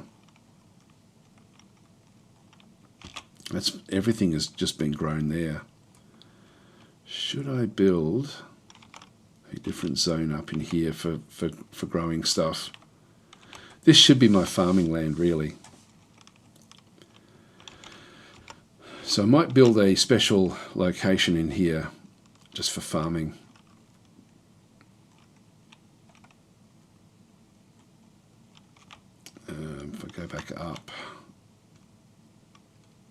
It's just going to be it's a little bit steep there.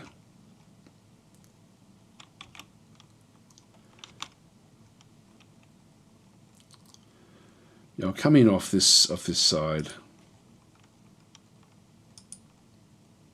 And that goes down. It's a downward slope. That should still be okay for me to dig in around this. It's only that one there I have to be careful of initially.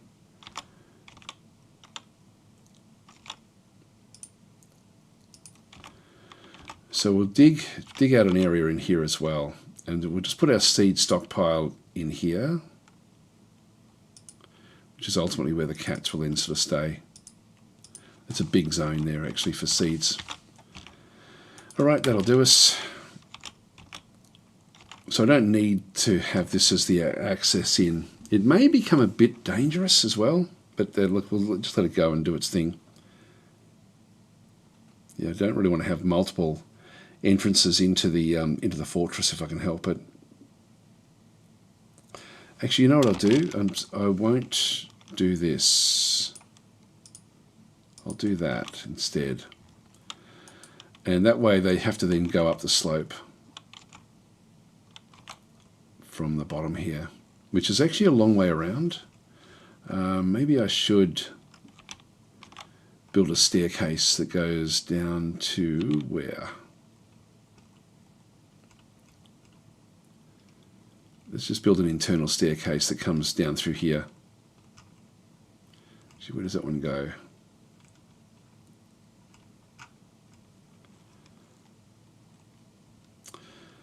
Can we go all the way? No, we can't go all the way there. I can do it here. So I'll just build it from there up.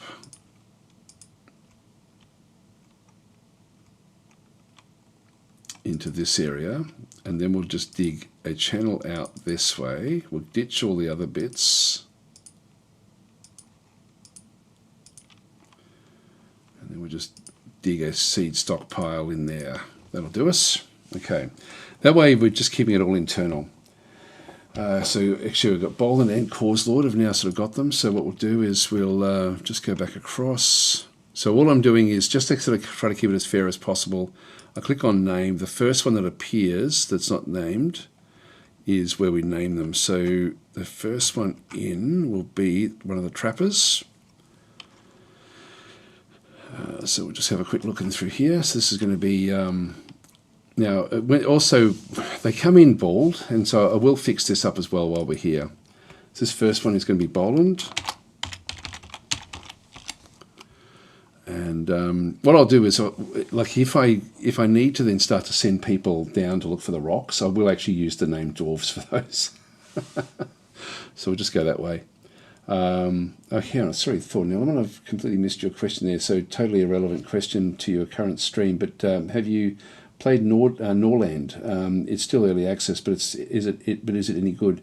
I think it is good. I've played it a little bit, but not a hell of a lot. So it's one of those games where, again, I just default to Dwarf Fortress. I think Dwarf Fortress is just so big with what you can then do with it. The other games are just playing catch up all the time. Not RimWorld. RimWorld's sort of now in its own sort of category with all that stuff. But it's yeah, I don't know. It's sort of one of those things where I really should actually have another look at Norland, but I just don't know any game like that. I just tend to end up back in here. Now with this one still open, so we now got Boland. Just going to quickly go into DF Hack. We're going to type in GM editor, enter. We're going to go down to the just to stop the. This is just to get rid of the baldness. We used to do as a mod for this one. So body modifiers, we've got the tissue style. Change this one to, I'll just put a ponytail on this one.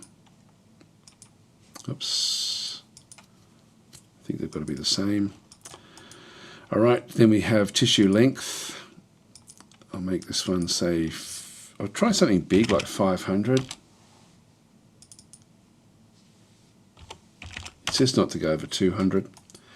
All right, so that's now been set up so that it will have hair, and now we just go back in and do the same thing again. So GM Unit, enter. In this case, we go across to the body appearance. Hair, make it 500. Bing. Wow. Okay. It's pretty messy. Messy hair there, Boland. All right. So is that yeah? So there's Boland there. Actually, it goes down the back. All right. So the length, yeah. So it's very long hair. So that's Boland there, right? Then we've got the cheesemaker. Anyway, let's just go to the next one. So this is Cause Lord.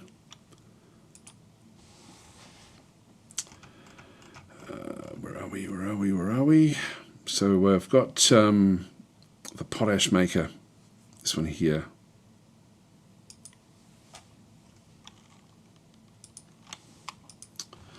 This will be Cause Lord. There's no E.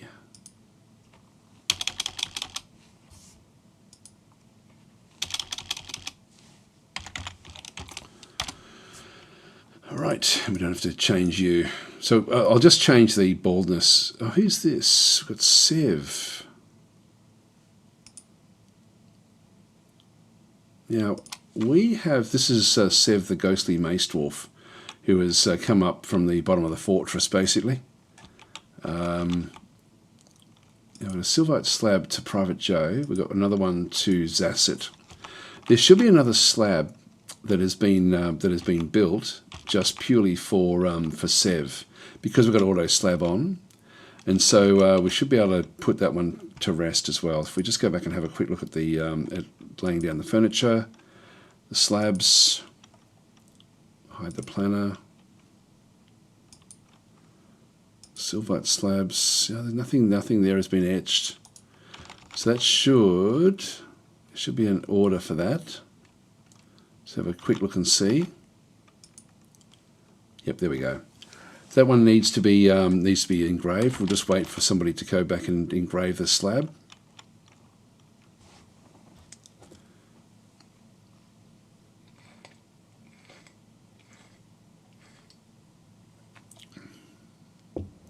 Farmers Guild has been established as well, so we're sort of hitting critical numbers now. Poults have hatched. 3 harpies are still outside.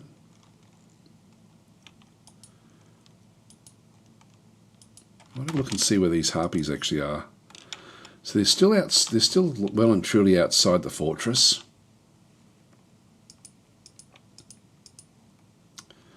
This one's still in the south as well. Look, I'll let the harpies go. Our military should be able to contend with them. So that one's flying very, very high.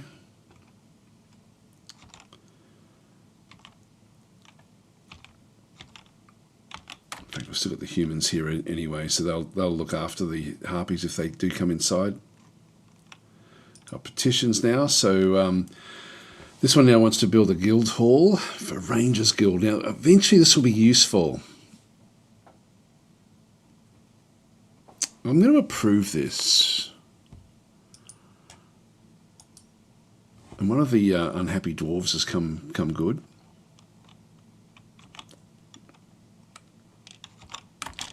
A lot of people just hovering around now. There's that cheesemaker. I might just quickly give her some spouses. This is Cause Lord spouse. Yes, we're going to give her some hair as well. So we'll just do the same thing. Just tilde GM editor, enter. Go down to appearance. Tissue style, going neatly combed this time. All right, tissue length, make this 500 as well.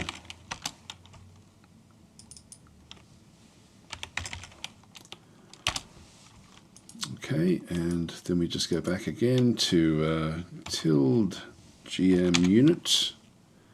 Editor this time. Go back into body appearance, hair, length 500. There we go. Beautiful. Wonderful. So she should appear there. There we go with the hair. All right, so that's all good. Everyone's sort of just thumping along, doing their thing at this point in time. There's Boland. Don't know what Boland's doing. Petition outstanding. We're going to have to deal with this one as well. I would like that to be fairly close to the top of the fortress ultimately. Stray poults have now been slaughtered. Now we've got enough of those. Sev has risen and is taunting the fortress. Let's just see if we've got this thing built yet. Yep, so the block there's now being set to, that is now being moved. So there will be somebody coming down fairly soon to pick up that area there. So this will now be hauling the silver memorial to Sev. So we'll store this in the item. If we go and just follow this one down. When it's finished storing, okay, it's now been finished, so we can now go back up the top again. And go back down into here and now build it. So we can now go into the build, furniture, and the slab. Throw it there. And there's our memorial to Sev. Just wait for somebody to come now and haul that up. Another petition. I'll approve that one as well.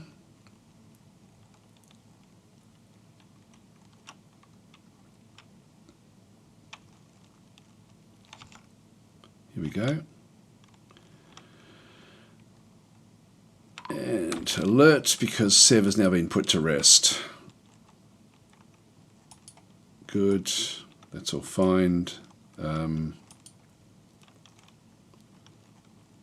All right, that's all fine. So everything has now sort of been established. So DF hack is just automatically handles at least the building of those things for us, which is nice. Oh, there's a clownfish. I love the detail in this game. It's just phenomenal. Let's go down and just check on the mining. There's still a lot of mining down in here again as well. So we will need to check all that out as well. So we've got, there's a heap of stuff we need to be doing. Okay, this is now getting nice and close. Let's just, let's unpause. So that these keep on doing what they're doing.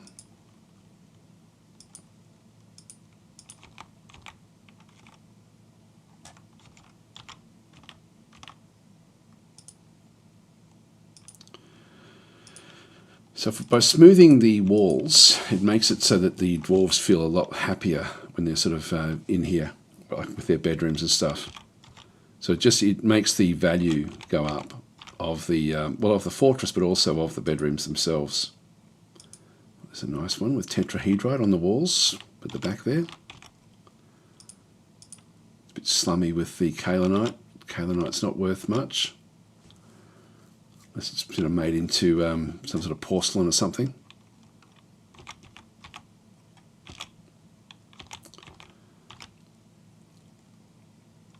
So just keep on mining this stuff out.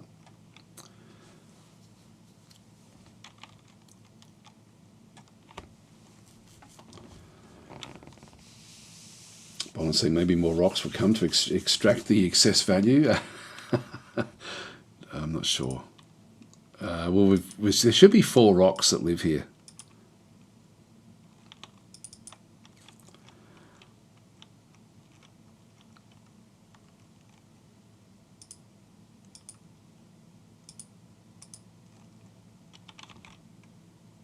We will have to go hunting for it soon.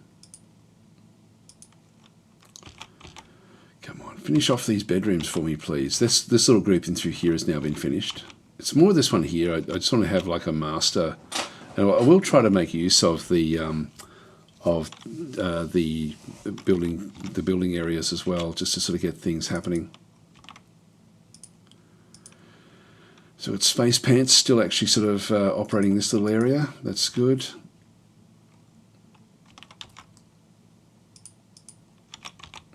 Get these rooms done. And over here we've got Friday Shio.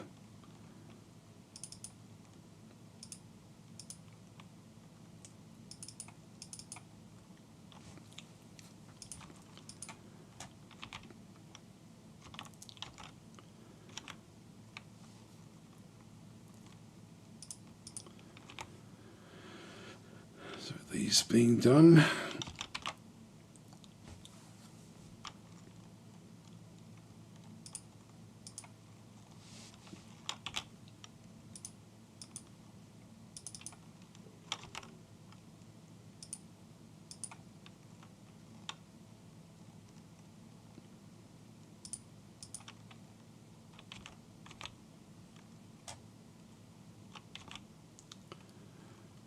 Okay, so we're getting through this area now, which is nice.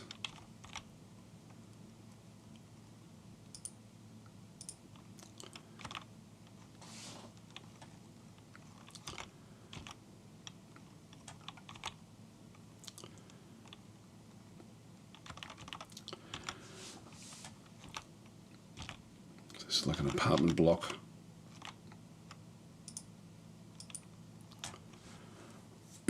Oh, what have we got? Fighting. Swordsman. Okay, so the humans now. Was that outside? No, it was inside. Oh, it's out here. Okay, so we've got a harpy that did actually end up fighting. How many harpies we've still got left? Still three harpies, even though there's one dead. So the humans have left, and on their way out, they've actually attacked that particular group. Let's just get rid of all this stuff. Falcon's become a stone cutter. Your merchants are leaving. Alright, so we're getting rid of the small, like all the extra turkeys. I'm not sure if we're getting any leather from those. Harpy mangled, mutilated corpse. I might lock the door just while there's harpies on the outside there. Let's just double check there's none of them inside. Got troglodytes here outside, and there are heaps of troglodytes coming in. Again, they're not going to worry us because wow, they're just everywhere. So many troglodytes. There's just been heaps and heaps of them. All right, so the harpies are all outside. Let's just keep the door locked down now for now. We do actually have a door as well underground that can be sort of cracked open, like if somebody needs to sort of get access to it. But we should be okay there. Eventually, we'll sort of end up with lots and lots of trees in here. I'll just let them grow a little bit until we run out of wood. But we have sort of secured little areas for ourselves just to be able to grow some trees, which is nice. This still hasn't been built yet. So just actually, all these blocks that are down in here, this is super useful for the future of building the fortress. But it's probably going to be more towards the top that we end up doing that. I'll still just keep it here though, because it is sort of fairly close to most things.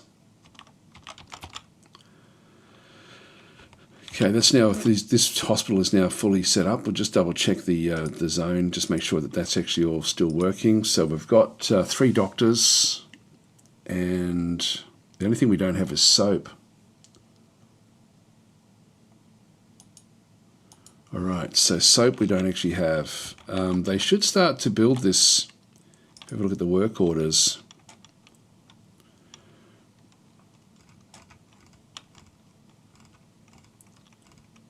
So making lye is the first. Making ash, we've got that as something we need to be doing. I don't think we've got an ashery though, have we?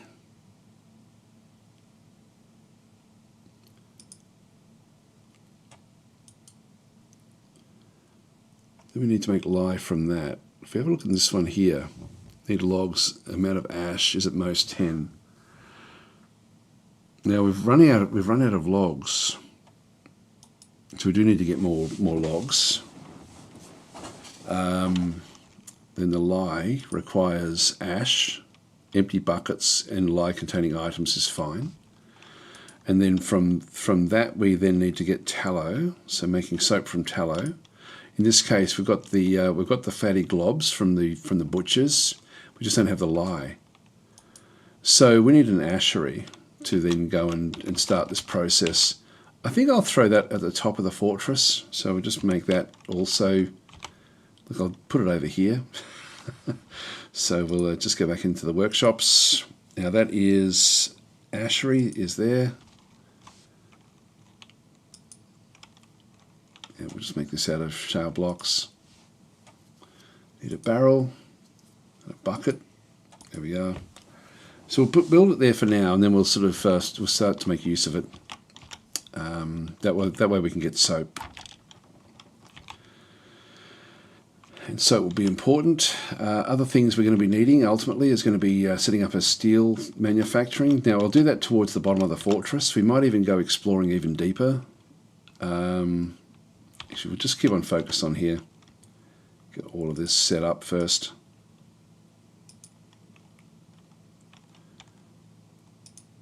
I wonder if you can set up a smoothing thing in that fort builder.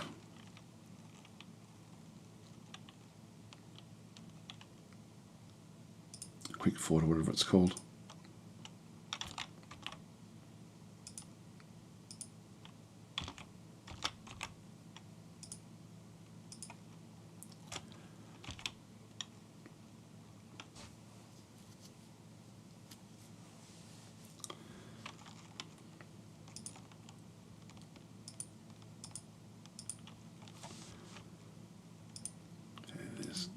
They're getting rid of all this, which is great. All right, that's all done.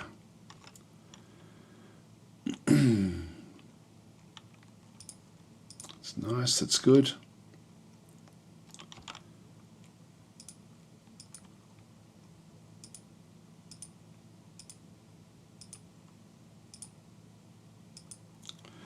Right, we're really close now with this. So I think I will persist a little bit and just try to sort of figure out the best way of actually making a blueprint.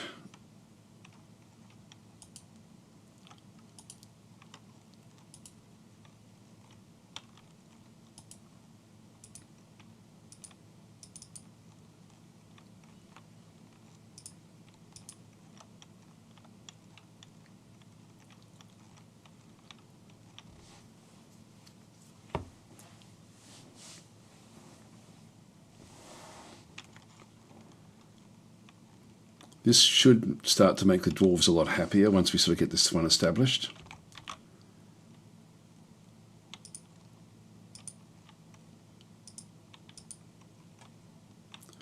So Dragster is our best miner.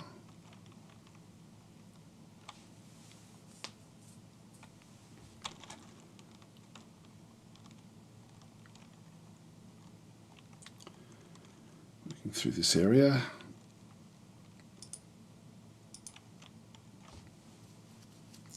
So to set up a bedroom, we need to establish zones. I might, if you guys don't mind, we might just have a bit of a play with the to see if we can actually automate that whole process.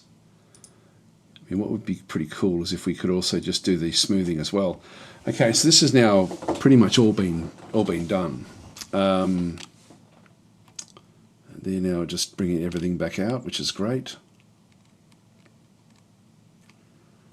Done. Okay, so the bedroom area is now established. So now we have to figure out, oh, here we go, harpy. Oh, we've got a werebear. Where? Where is it? This is out here. So it's harpy back teeth. Where is our werebear?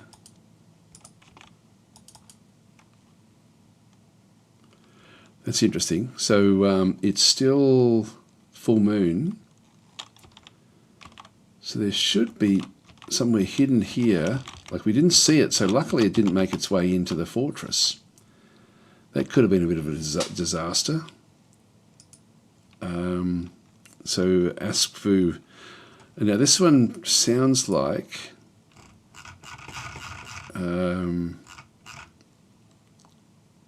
this was all over here. We're no longer seeing it. Let's have a quick look and see if we can see anything else going on. So we saw the fight. There's still 2 harpies left. There's smoke coming in off this side for some reason. I don't know why that would be the case. But there's been smoke that's somehow been caused in through this other side with the troglodytes. So a lot of those have moved off. There must still be another character in here somewhere. Now they can sneak in. Spin thread. I think what we might do is let's just see if we can actually draw the draw this one in.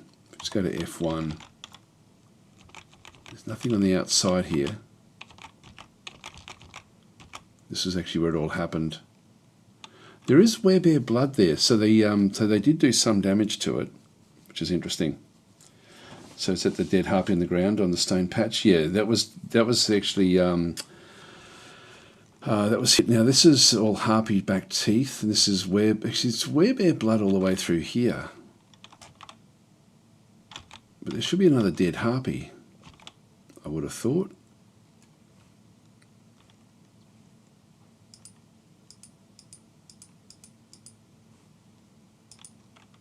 One's healthy.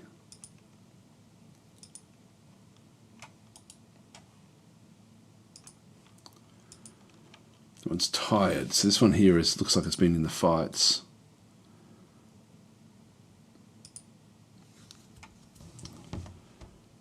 Yeah, her lower left back teeth are gone. Surely they haven't been able to kill off this thing. It's still full moon.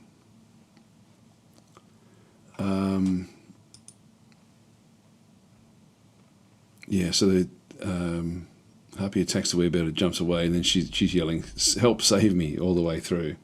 So the werebear must still be down below somewhere. So this is she's had the fight with the werebear. And if we have a look at units on the map, we're not seeing anything else there. Won't be a resident, of course.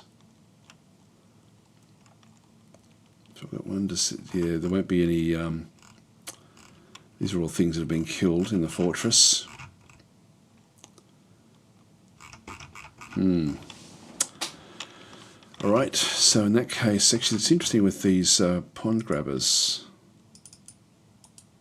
So they would have been down near where we were actually setting up our the bottom of the fortress there. God, she's flown a long way up. There's a pigtail cloth out there. I'm not sure whose that is.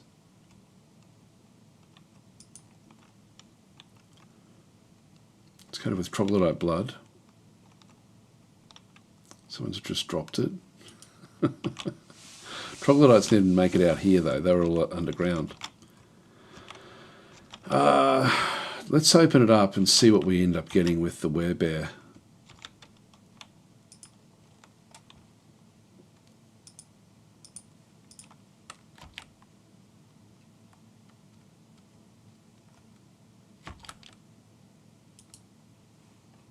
Two petitions outstanding.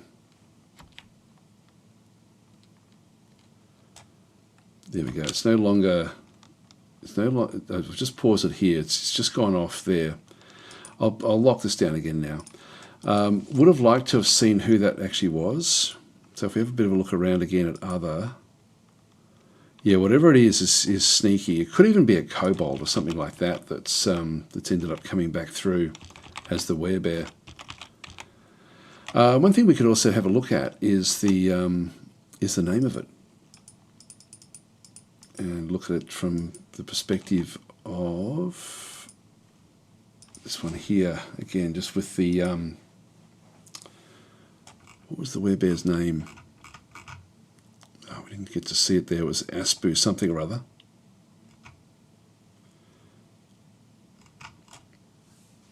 God, I can't remember exactly what it was. If we go back into the, now this is the general search. We do actually have like a list of things that actually did happen. Objects, where is that?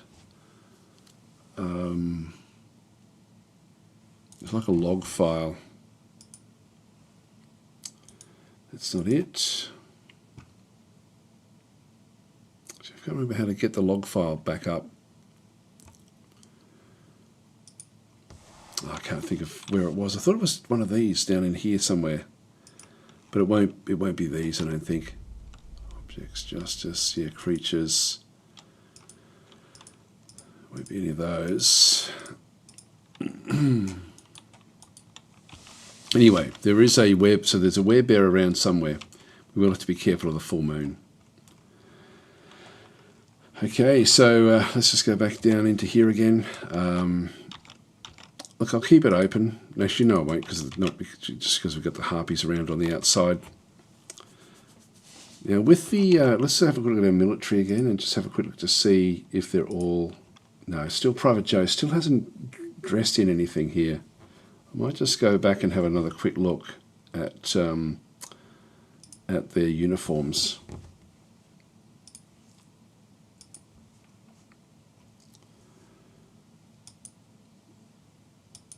Just get them to update equipment.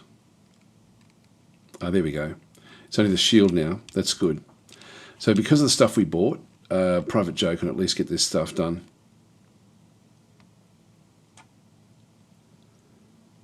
So the others are now sort of upgrading their uniforms as well. So Sev, second Sev, is coming in to pick up more equipment.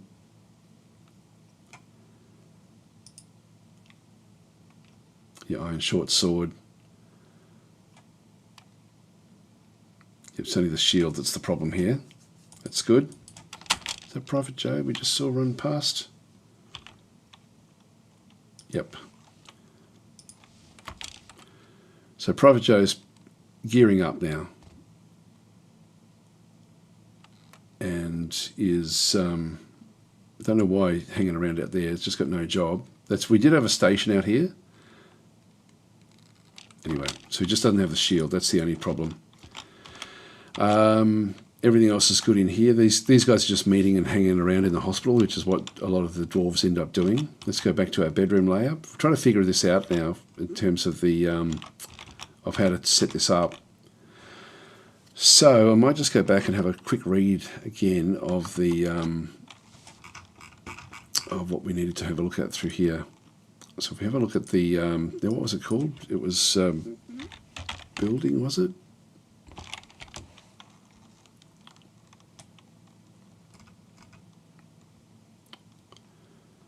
Building plan? What was it? Quick fort. Quick fort's what we want. So we'll see if we can sort of set up like a pattern for the bedrooms, just so we can make use of that in the future. So it wasn't building plan, it was quick fort.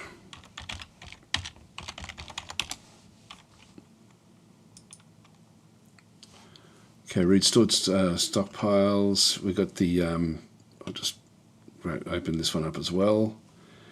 Usage, okay, so quick fort. Examples, command options. This will go through the complicated way of doing it, I think.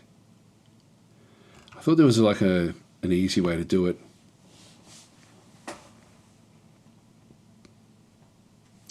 Yeah, these are all sort of like special ways of sort of introducing it through here. Whereas we want to use the GUI quick fort aspect. Okay, blueprint.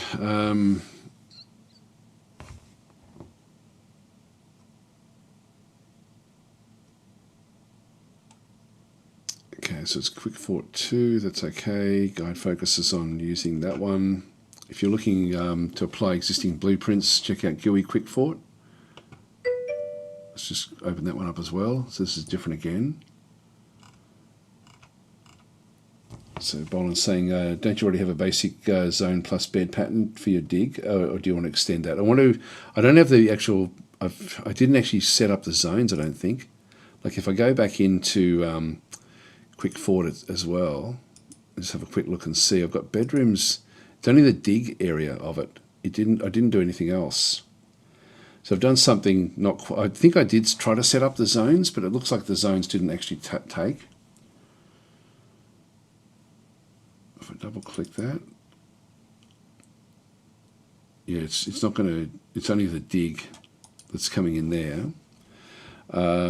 Just go back out and have another quick look and see. So this is GUI quick fort.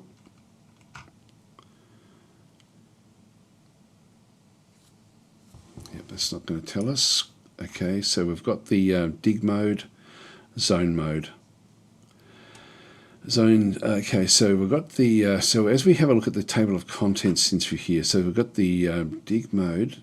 Now, I'm not sure if it's got a smoothing one as well, because smoothing is sort of important for bedrooms. Tips and tricks, maybe even down that way.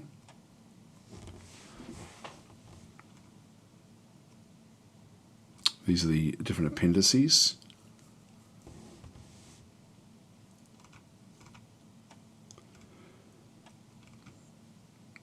Blueprint mode for all phases of the fort. Read blueprints from CSV. Yep, near instant application.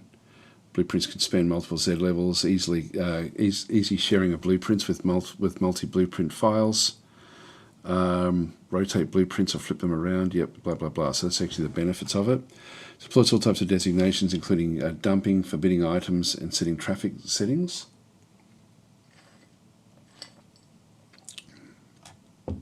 Supports applying dig blueprints in marker mode. Handles carving arbitrary complex mine. Okay, that's interesting.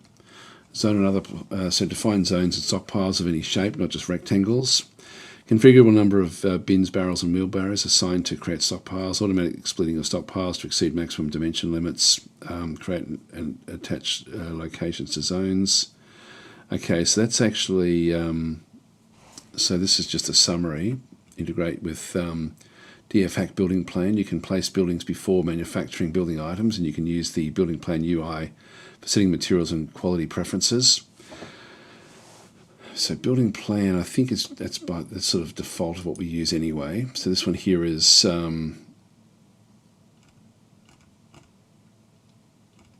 no, it's not. It's different again.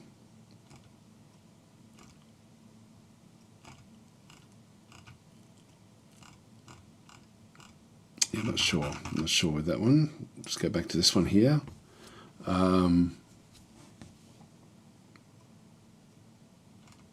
Using the blueprints, we recommend using a spreadsheet editor here, blah blah blah. So the word dig, so the format of Quick Fort compatibility blueprints is straightforward. The first line or left upper left of the spreadsheet should look like this, dig.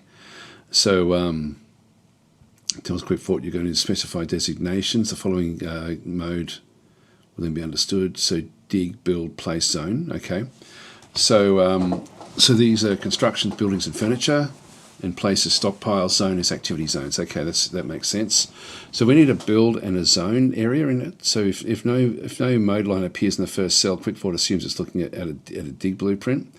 There are also other modes that don't directly correspond to Dwarf Fortress design operations. We'll talk about that one later. If you like, you can enter a comment after the mode keyword. This will appear. Okay, so we've got appear in the QuickFort listings. What we might do is actually open up ours, just so we've sort of got it there. So this is our blueprints. That's the old one. Where's our new one?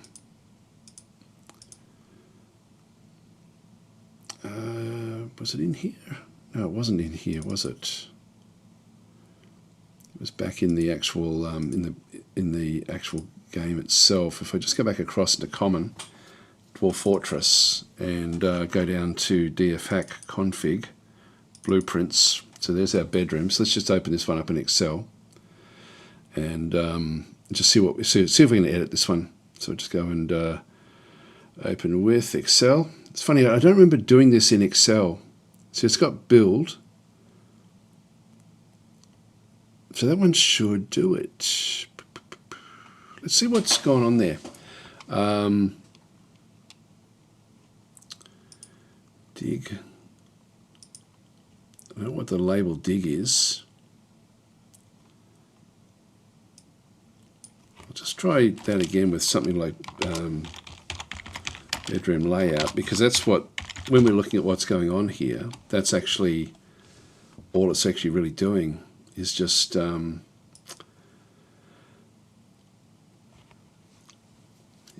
we have our dig area. Okay, the symbol at the right, these are the completely optional, but helpful to make the row and column positions clear.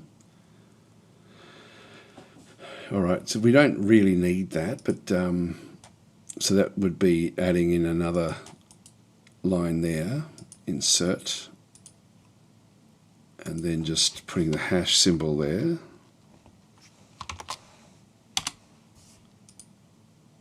And just extending it out, I guess.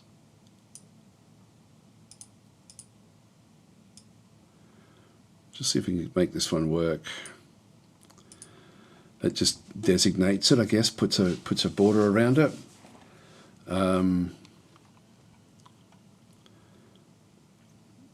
Yep, okay, that's fine.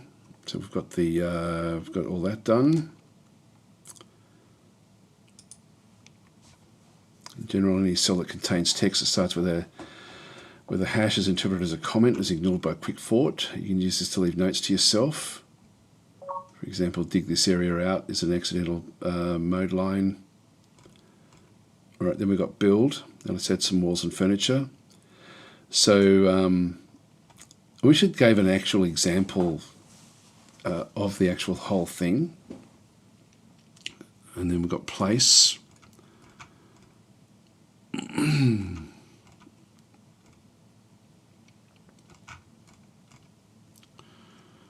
let's build.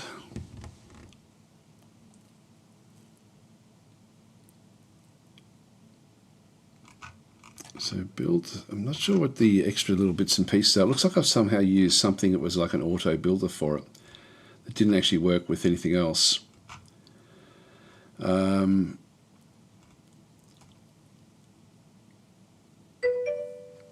Okay, uses the in-game hotkeys, so it's pretty intuitive. Okay,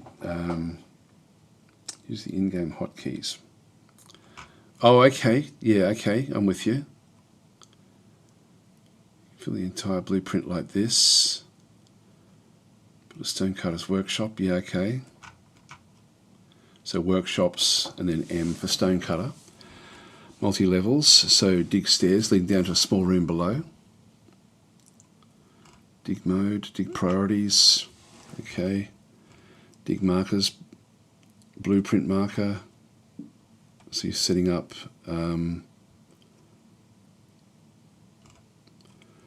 warm, okay, carved mine tracks. Interesting.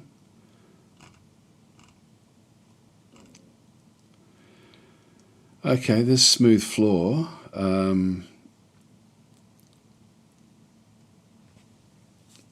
Engrave. So that's S. We're not seeing S anywhere else.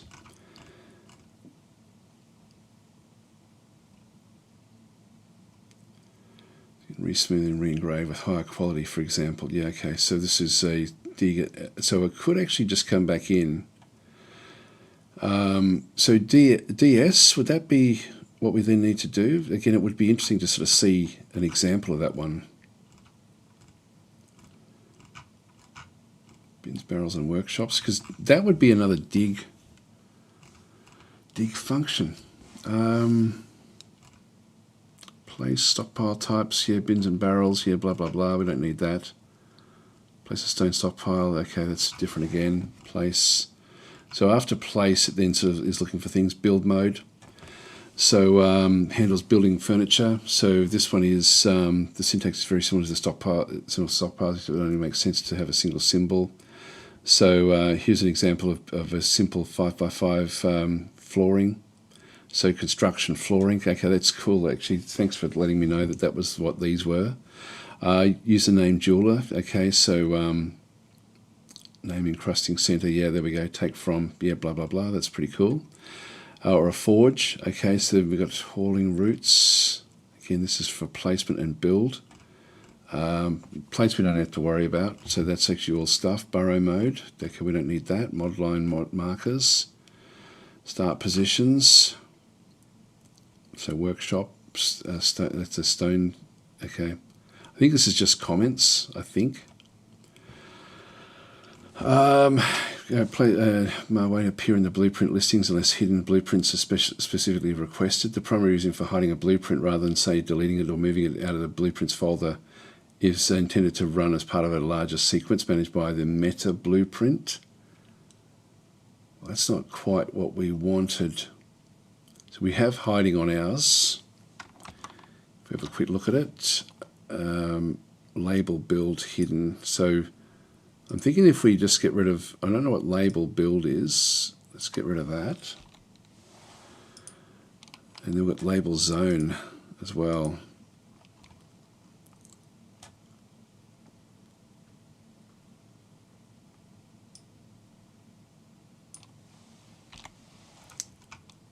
And these aren't quite the way that they should work. No idea what that is. No idea. Let's get rid of the word hidden as well. And just see what happens there if we go and save that. And now if we just go back into, just see if it appears in the list. There we go. Look at that.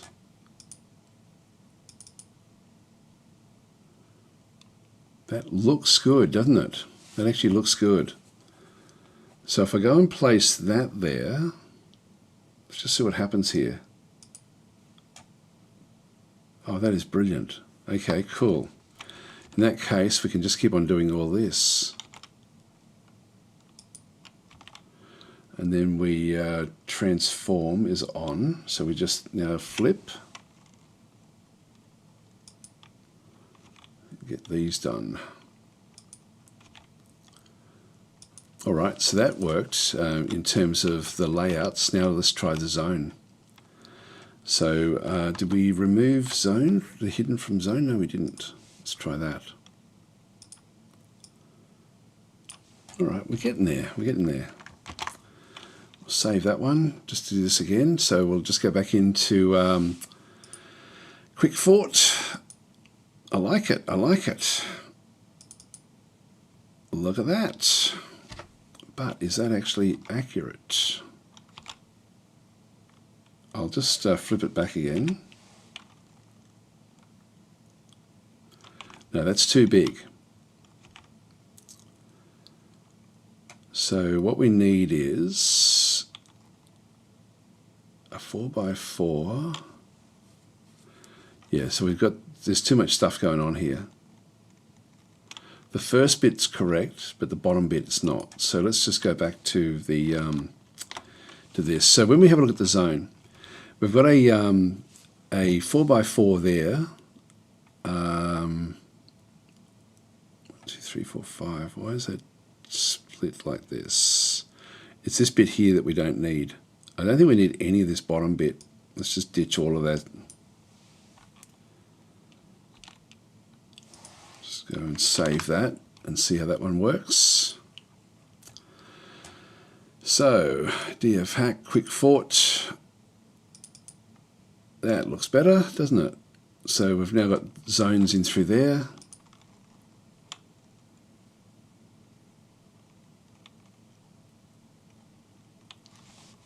Didn't seem to sort of take. I'll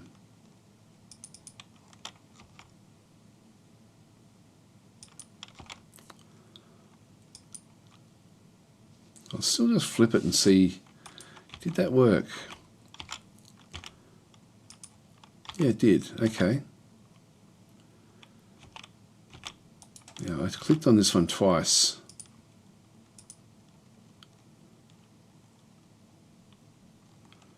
If I just delete that one,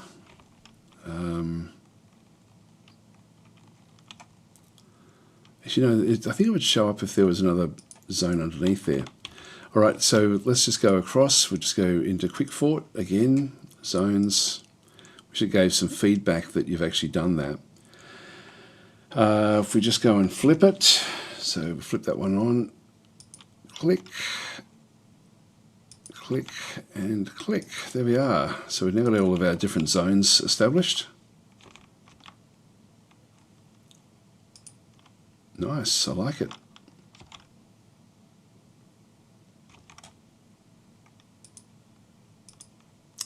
That one is extending underneath that, like there's like a shared zone there.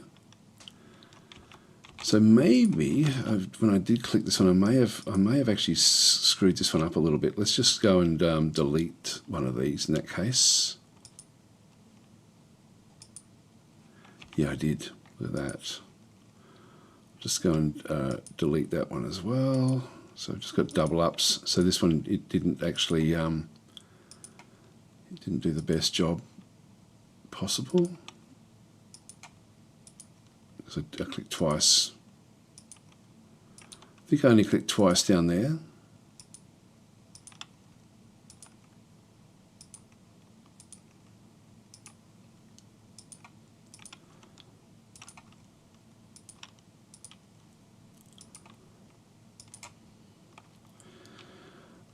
And look, I'll click on this one as well and just delete this one.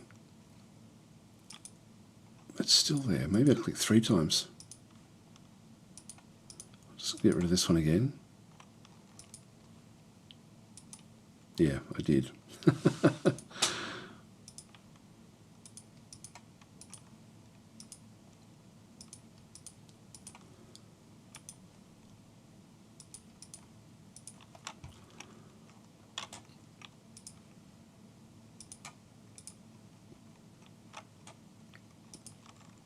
Oops, wrong one.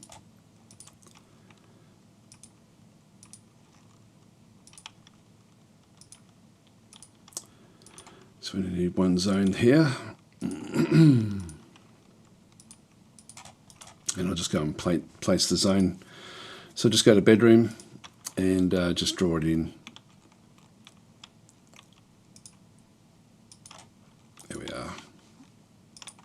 So it's just got the bedroom there, and so they'll just be automatically assigned as things as things develop, which is good. So that should sort us out for what we've currently got with our dwarves. So we've got 10 on each layer, so that we've got 10, 20, basically 30, 40, 50, 60. So we've got 60 bedrooms. Any of the husband and wives and kids will then sort of all share a bedroom anyway. So yeah, we don't need too much going on there. I think that's all okay. That's really good actually. So we've got that one established. This one is, again, nothing for us to do in through there. This has now all been done as well. So this is going to be our seed stockpile. So we do want to place a door here. Now we're going to now to start to build a lot of doors and stuff. We need to keep on mining just to get more things actually sort of established. So that's good. Ultimately, what I want to do here is I'll probably end up I'll just mine these areas out just to smooth them all out. Just to give myself a bit of an area at the top. I can't build everything that I need on this one, and we'll just go and just in case there's nothing to chop there. There's a few berries and stuff. We'll just go and pick them up for now.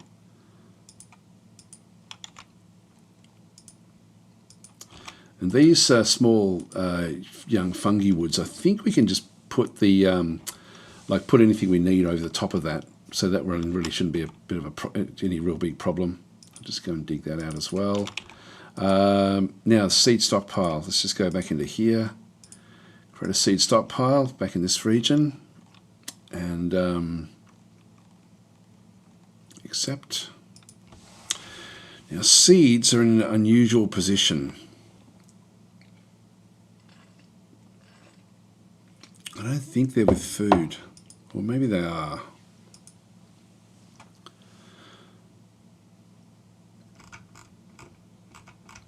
Prepared meals, eggs, plants.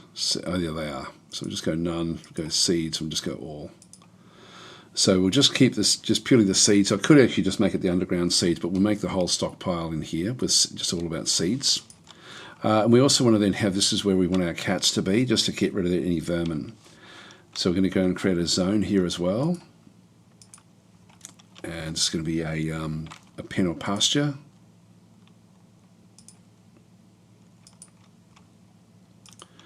Accept, and we're just going to go and put any cat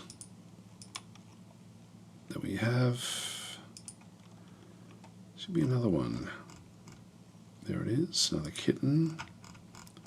That's it. Okay, so that's all of them.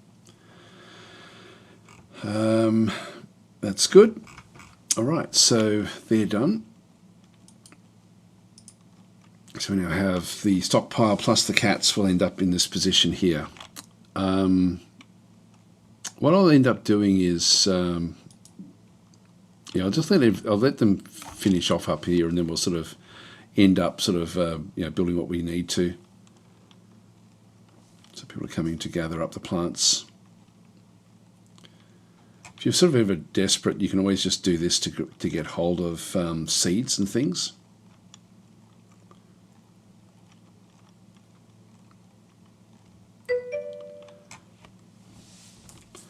Ground zero zone for cat explosion, yes. Although I think we've even got it where we'll kill them off if it becomes too much of a problem.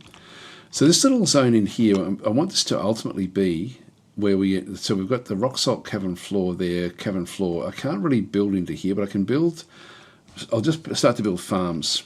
And we're just going to end up, so if I just go back into the farming area and just put farm plots, because I've got the auto, now unfortunately, need soil or mud at the location, no mud or soil for farming. It's actually this fungi wood tree. And so I've got to somehow ditch that. And I can't do it, and I forget how I have to clear this one out. What is it? So if I go to any of these and just go to workshops and go to farm plot, I can't build over the top of where there's an actual tree. I can build over the top. Actually, I can't even do that. Just let me try to do this.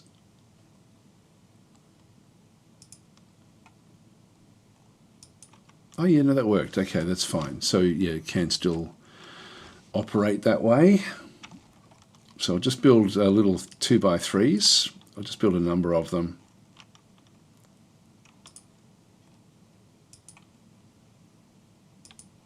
Just got to start elsewhere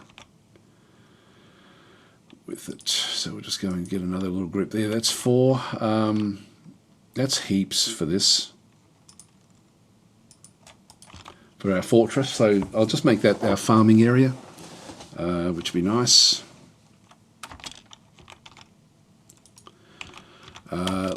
We now need to get other mining things to do, and I do want to sort of set up like something where we end up. Actually, if we've done the ashery, let's go back up the top. Has the ashery kicked in at all? No, it hasn't.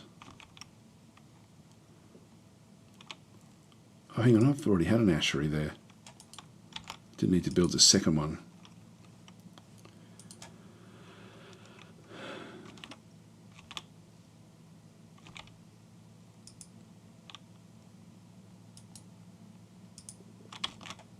And I think we're running out of wood. If we have a look down in here, I've still got a little bit, but not a hell of a lot. And same with the rock. We are running out of these materials, which will then stop us from building things. So this is why we need to keep on digging.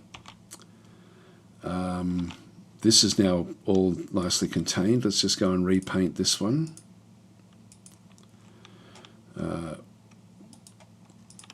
Repaint this one. And I'll make this even bigger because there's a lot for it to do. The furniture.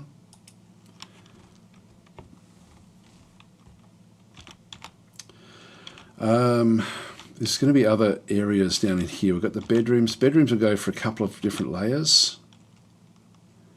The hospital. Well, let's go down deeper again. Then we go through all these cavern layers. I'm thinking we could actually start to actually dig down even further, or we could even go and start to like we know that this is all secure. There's the special stuff now on display down in here. Let's go and start to prepare for opening all this stuff up. This is our first area where we don't really have anything really going. I'm going to create a small, I've got 3 really unhappy dwarves. Altar Buffalo, Incognito, and Sick, the Doctor. Now, Sick's sort of fairly important. The Weaponsmith is very important. And Altar Buffalo, I think it's going to be Sick. I think Sick's going to have to go in and become the one that searches for stuff. Why are you so unhappy? stressed. Doesn't like all the dead stuff. Or maybe we go with, we create a secondary element. Create a new squad with no uniform.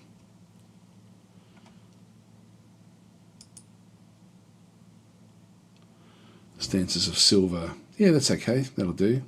Actually, I might change the name.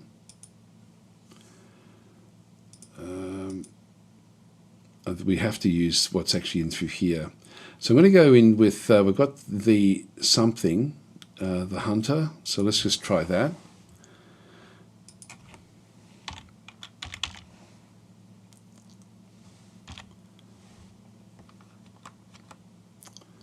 Hunt doesn't have it there.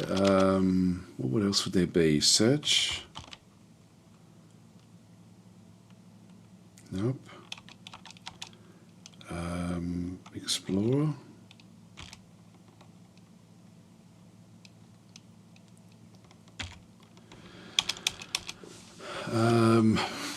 Surprising that hunter. Ranger. Nope. Let's get strangers.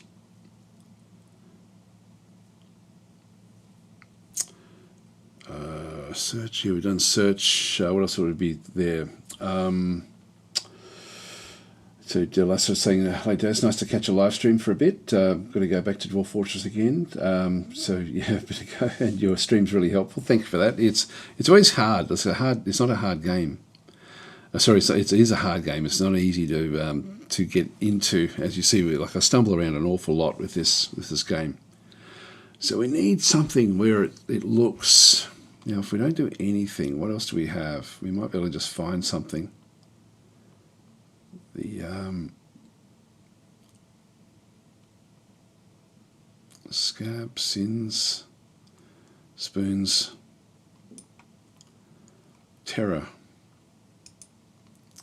The terror of, and we'll just go in the of, and we'll look up rock and see if it's got that.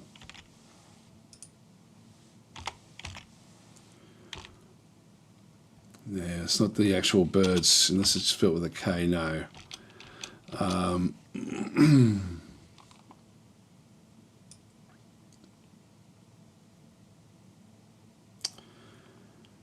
Birds.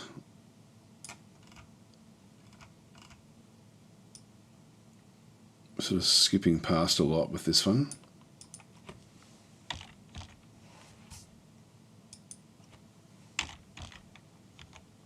There we go. The terror of birds. Done. So this will be what this one will be called. The terror of birds will be the new one. I don't mind that symbol there. Routine is off duty. That's okay as well. Let's go and add in assign a leader. See who we end up getting. We've got an animal caretaker here. I do want to have someone named just so I can get rid of someone. Now we've got a stonecrafter there. This is Tails. Stonecrafters don't do much. I don't want to bring anyone else that's already an existing military. I think we'll make Tails Sly Fox. It was the first one that appeared. Let's have a look and see what Tails has got.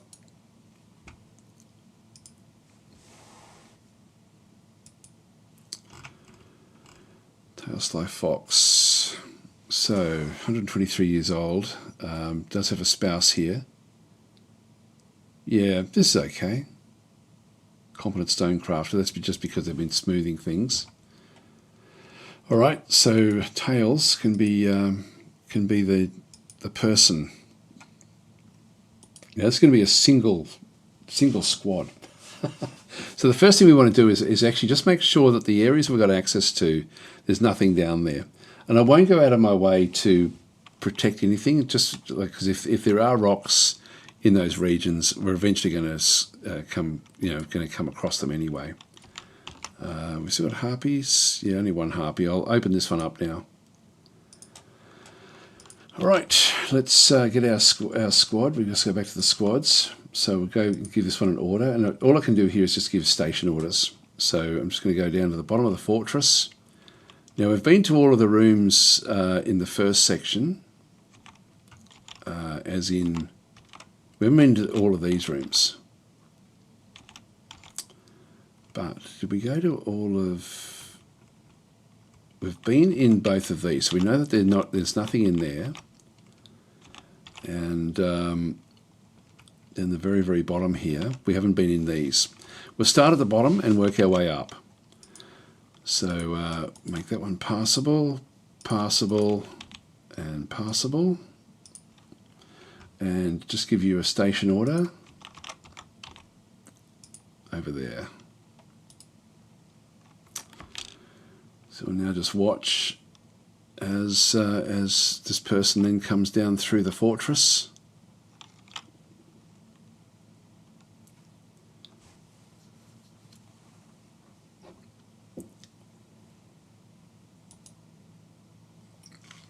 All right, that's good.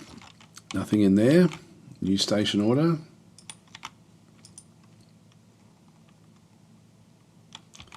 Nothing in that room. New station order down in here. And I'm pretty like they're not going to be hiding as such in here or anything. So we can just I'll just pause that one again. So we've been everywhere there. We've been there, and this area here is where we now need to start to go. So if we just come back up. This area is sort of like where we have to get down into, and we do actually we haven't locked off a lot of the stuff that we see in through here. So I'm just going to go and unforbid that door. Unforbid that door.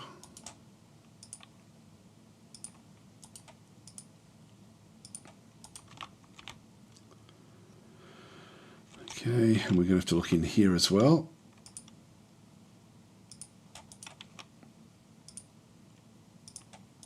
I don't know if we've been in this room.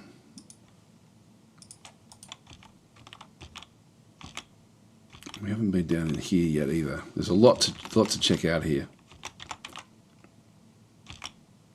So the only way through is to come down into here. So let's do the first station here.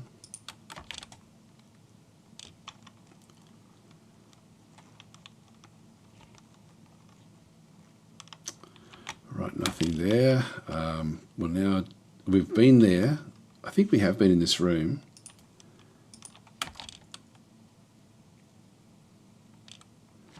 Okay, nothing there.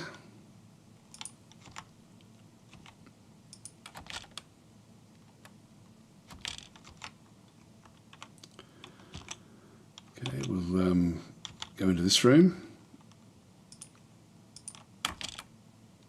Oops, I thought that was something bad, but it's not, it's just autumn.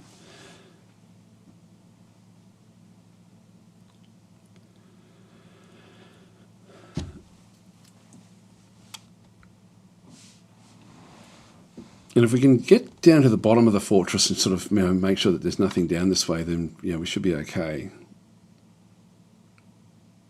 To check other things.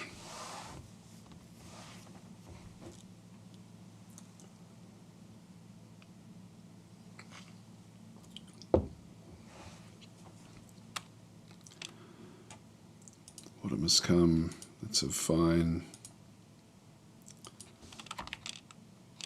Okay, nothing in there. Just unlock these as we go as well. So we've been inside this room, which is where those two staircases come up. The station in here. All right, we've already been there. Let's go and. I mean, you can get through them even when they're forbidden. It's just I just want to sort of just keep tabs a little bit on what's actually happening here. Station into this room. Yep. So if we've been in this area. but we'll just be doubly sure. Okay, so we've got, so we've been all the way now through here other than up this way. So now we'll just come back. We've been there before. We've been there. We can't get through anywhere else here, so that's all okay. So now it's a matter of coming down into these areas. Start in this room.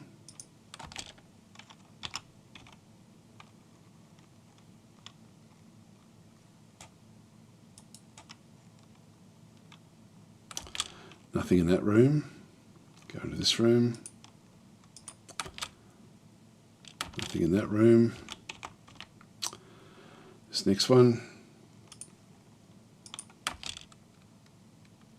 Okay, that's all okay. Next room. Nothing there that we can see. We'll go all the way across the other end.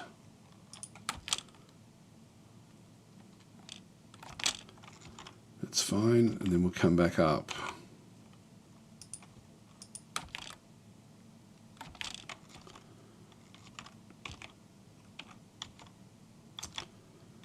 We've been up in there before, so that's not going to be anything. We'll just go back across to this side. I think this is all secure. Okay, we'll just have one last little look. Yeah, we've been up through there. We'll just have a quick look up this way as well. I think we're okay. I think we're done. Oh, hang on. Ooh, we've got all this area, which we haven't... actually, where does that one lead to? Yeah, this one leads back to there. All right, so we still need to fix up... We need to look in every single one of these rooms. Where was it? Okay, so what we'll do is we'll start... yeah, this is probably the most dangerous part of it. Let's just start here and just work our way through.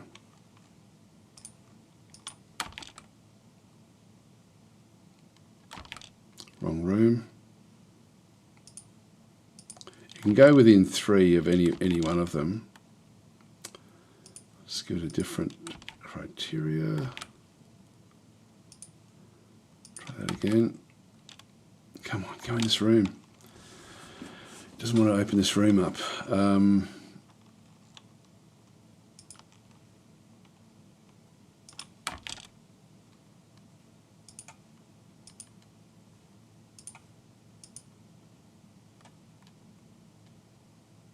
Go into the rooms. You have to open the rooms. You need to look in. It's important.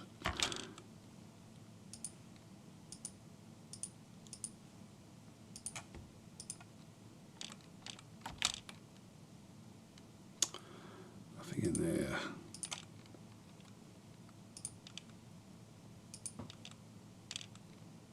Okay. So you've been there finally. Wrong room.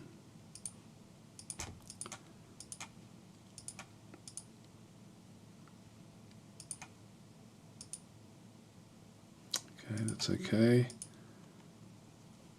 Didn't go in there.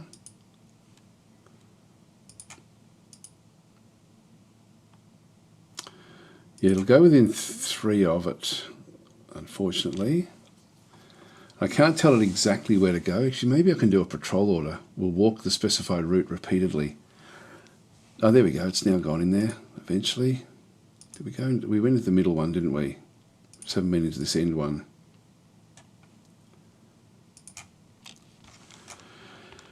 Okay, so click the map. So this will be just route 1. That'll be okay.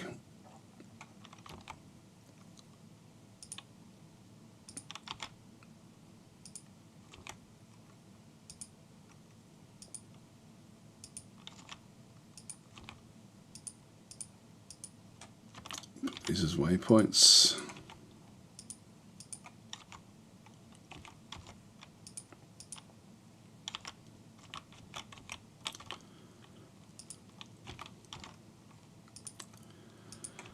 So this is like, we're now just going to use the tracking area to just make it go in and have a look at every single room.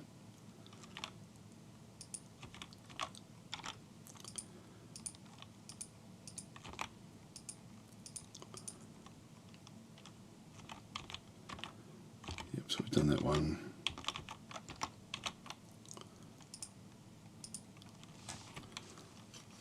We have already been to these, but just for the sake of completion. So that then should just give us an order where we, oh hang on, we haven't been to this one yet. That one, there we are. So it just gives it a bit of an order. Confirm. Oh, it's not going to every single one of them. Or is it? It's going to most. I think we'll have to just, that'll have to be good enough, I think. Yep, that's working, sort of. We are missing some. I'll just let it do this loop for a little bit.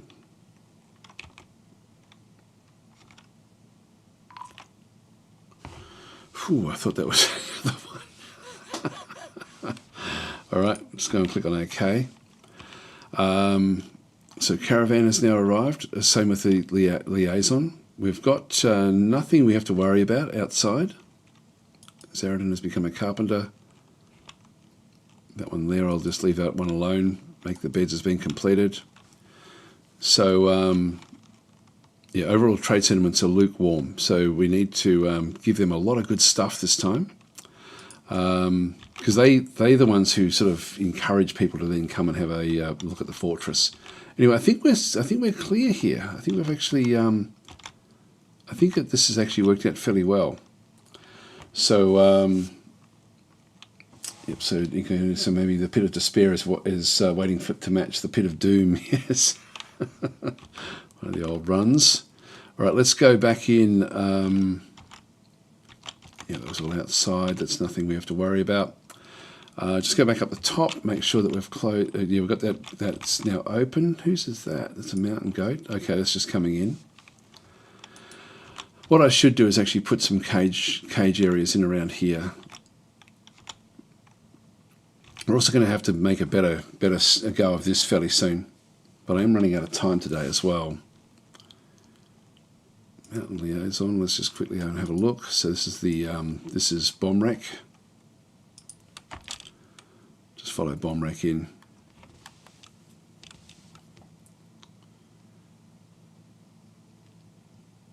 There's that mountain goat. There's a few of them around. We could catch them. So bomb wreck will then ask to, or we want to deal with this. Now these are now arriving as well. I think I might leave it here, guys, with where we are. So again, we didn't lose anyone. I might just get rid of this trade route, this patrol route. So we'll just go back across and go back down there again. Was it F2, F3, F4? F4 is sort of down close to where we were looking.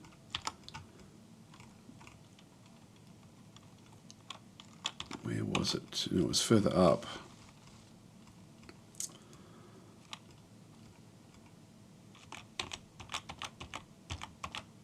Yeah, so we've been everywhere down through here. This is good. So it looks like at this stage, the rocks aren't in this region. They could be else. They could be even not on the map, for all we know.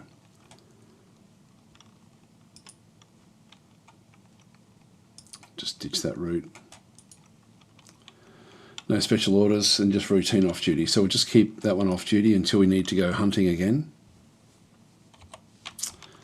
And I'll just leave it here, guys. So thanks for watching, and I'll be back tomorrow. Actually, tomorrow we'll end up looking through the Slytherin Next. Every year they basically put on a big festival of games that they've actually got coming up. You get a lot of inside information about what they've got coming up, what they're doing with their existing games, etc.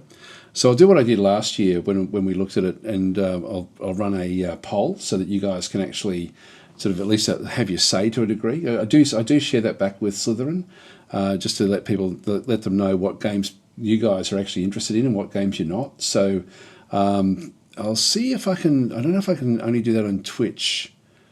I'm not sure. I'll have to figure out the best way of doing that. But anyway, the idea is to run a poll on the actual stream itself, and we'll sort of see how that one does go. So I'm not sure if I'll do that on Twitch or YouTube or both. I think I can still do it on both. I think it's like a website where I can actually just get it done. Syrian's saying I just sent over the DF8 scripts on Discord and a friend request. Oh, okay, cool.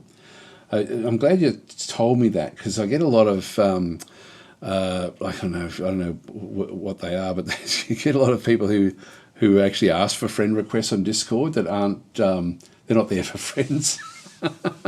So I just have to delete. So I end up mainly just my default for Discord is to delete stuff in there. I mean, I do look at them all, but I check to see if how many shared like shared games, is sort of is of interest. So that's my criteria. But yeah, no, I'll go and look at that now. They're saying you do not need to be a friend to talk to someone on the same server. That's true, but I do. That's fine. I get a fair few different friend requests. Not that I don't talk much with different people, but it is certainly a useful way with stuff. So anyway, I'll catch you guys later. Thanks for watching. We'll do the trading when we come back in next time.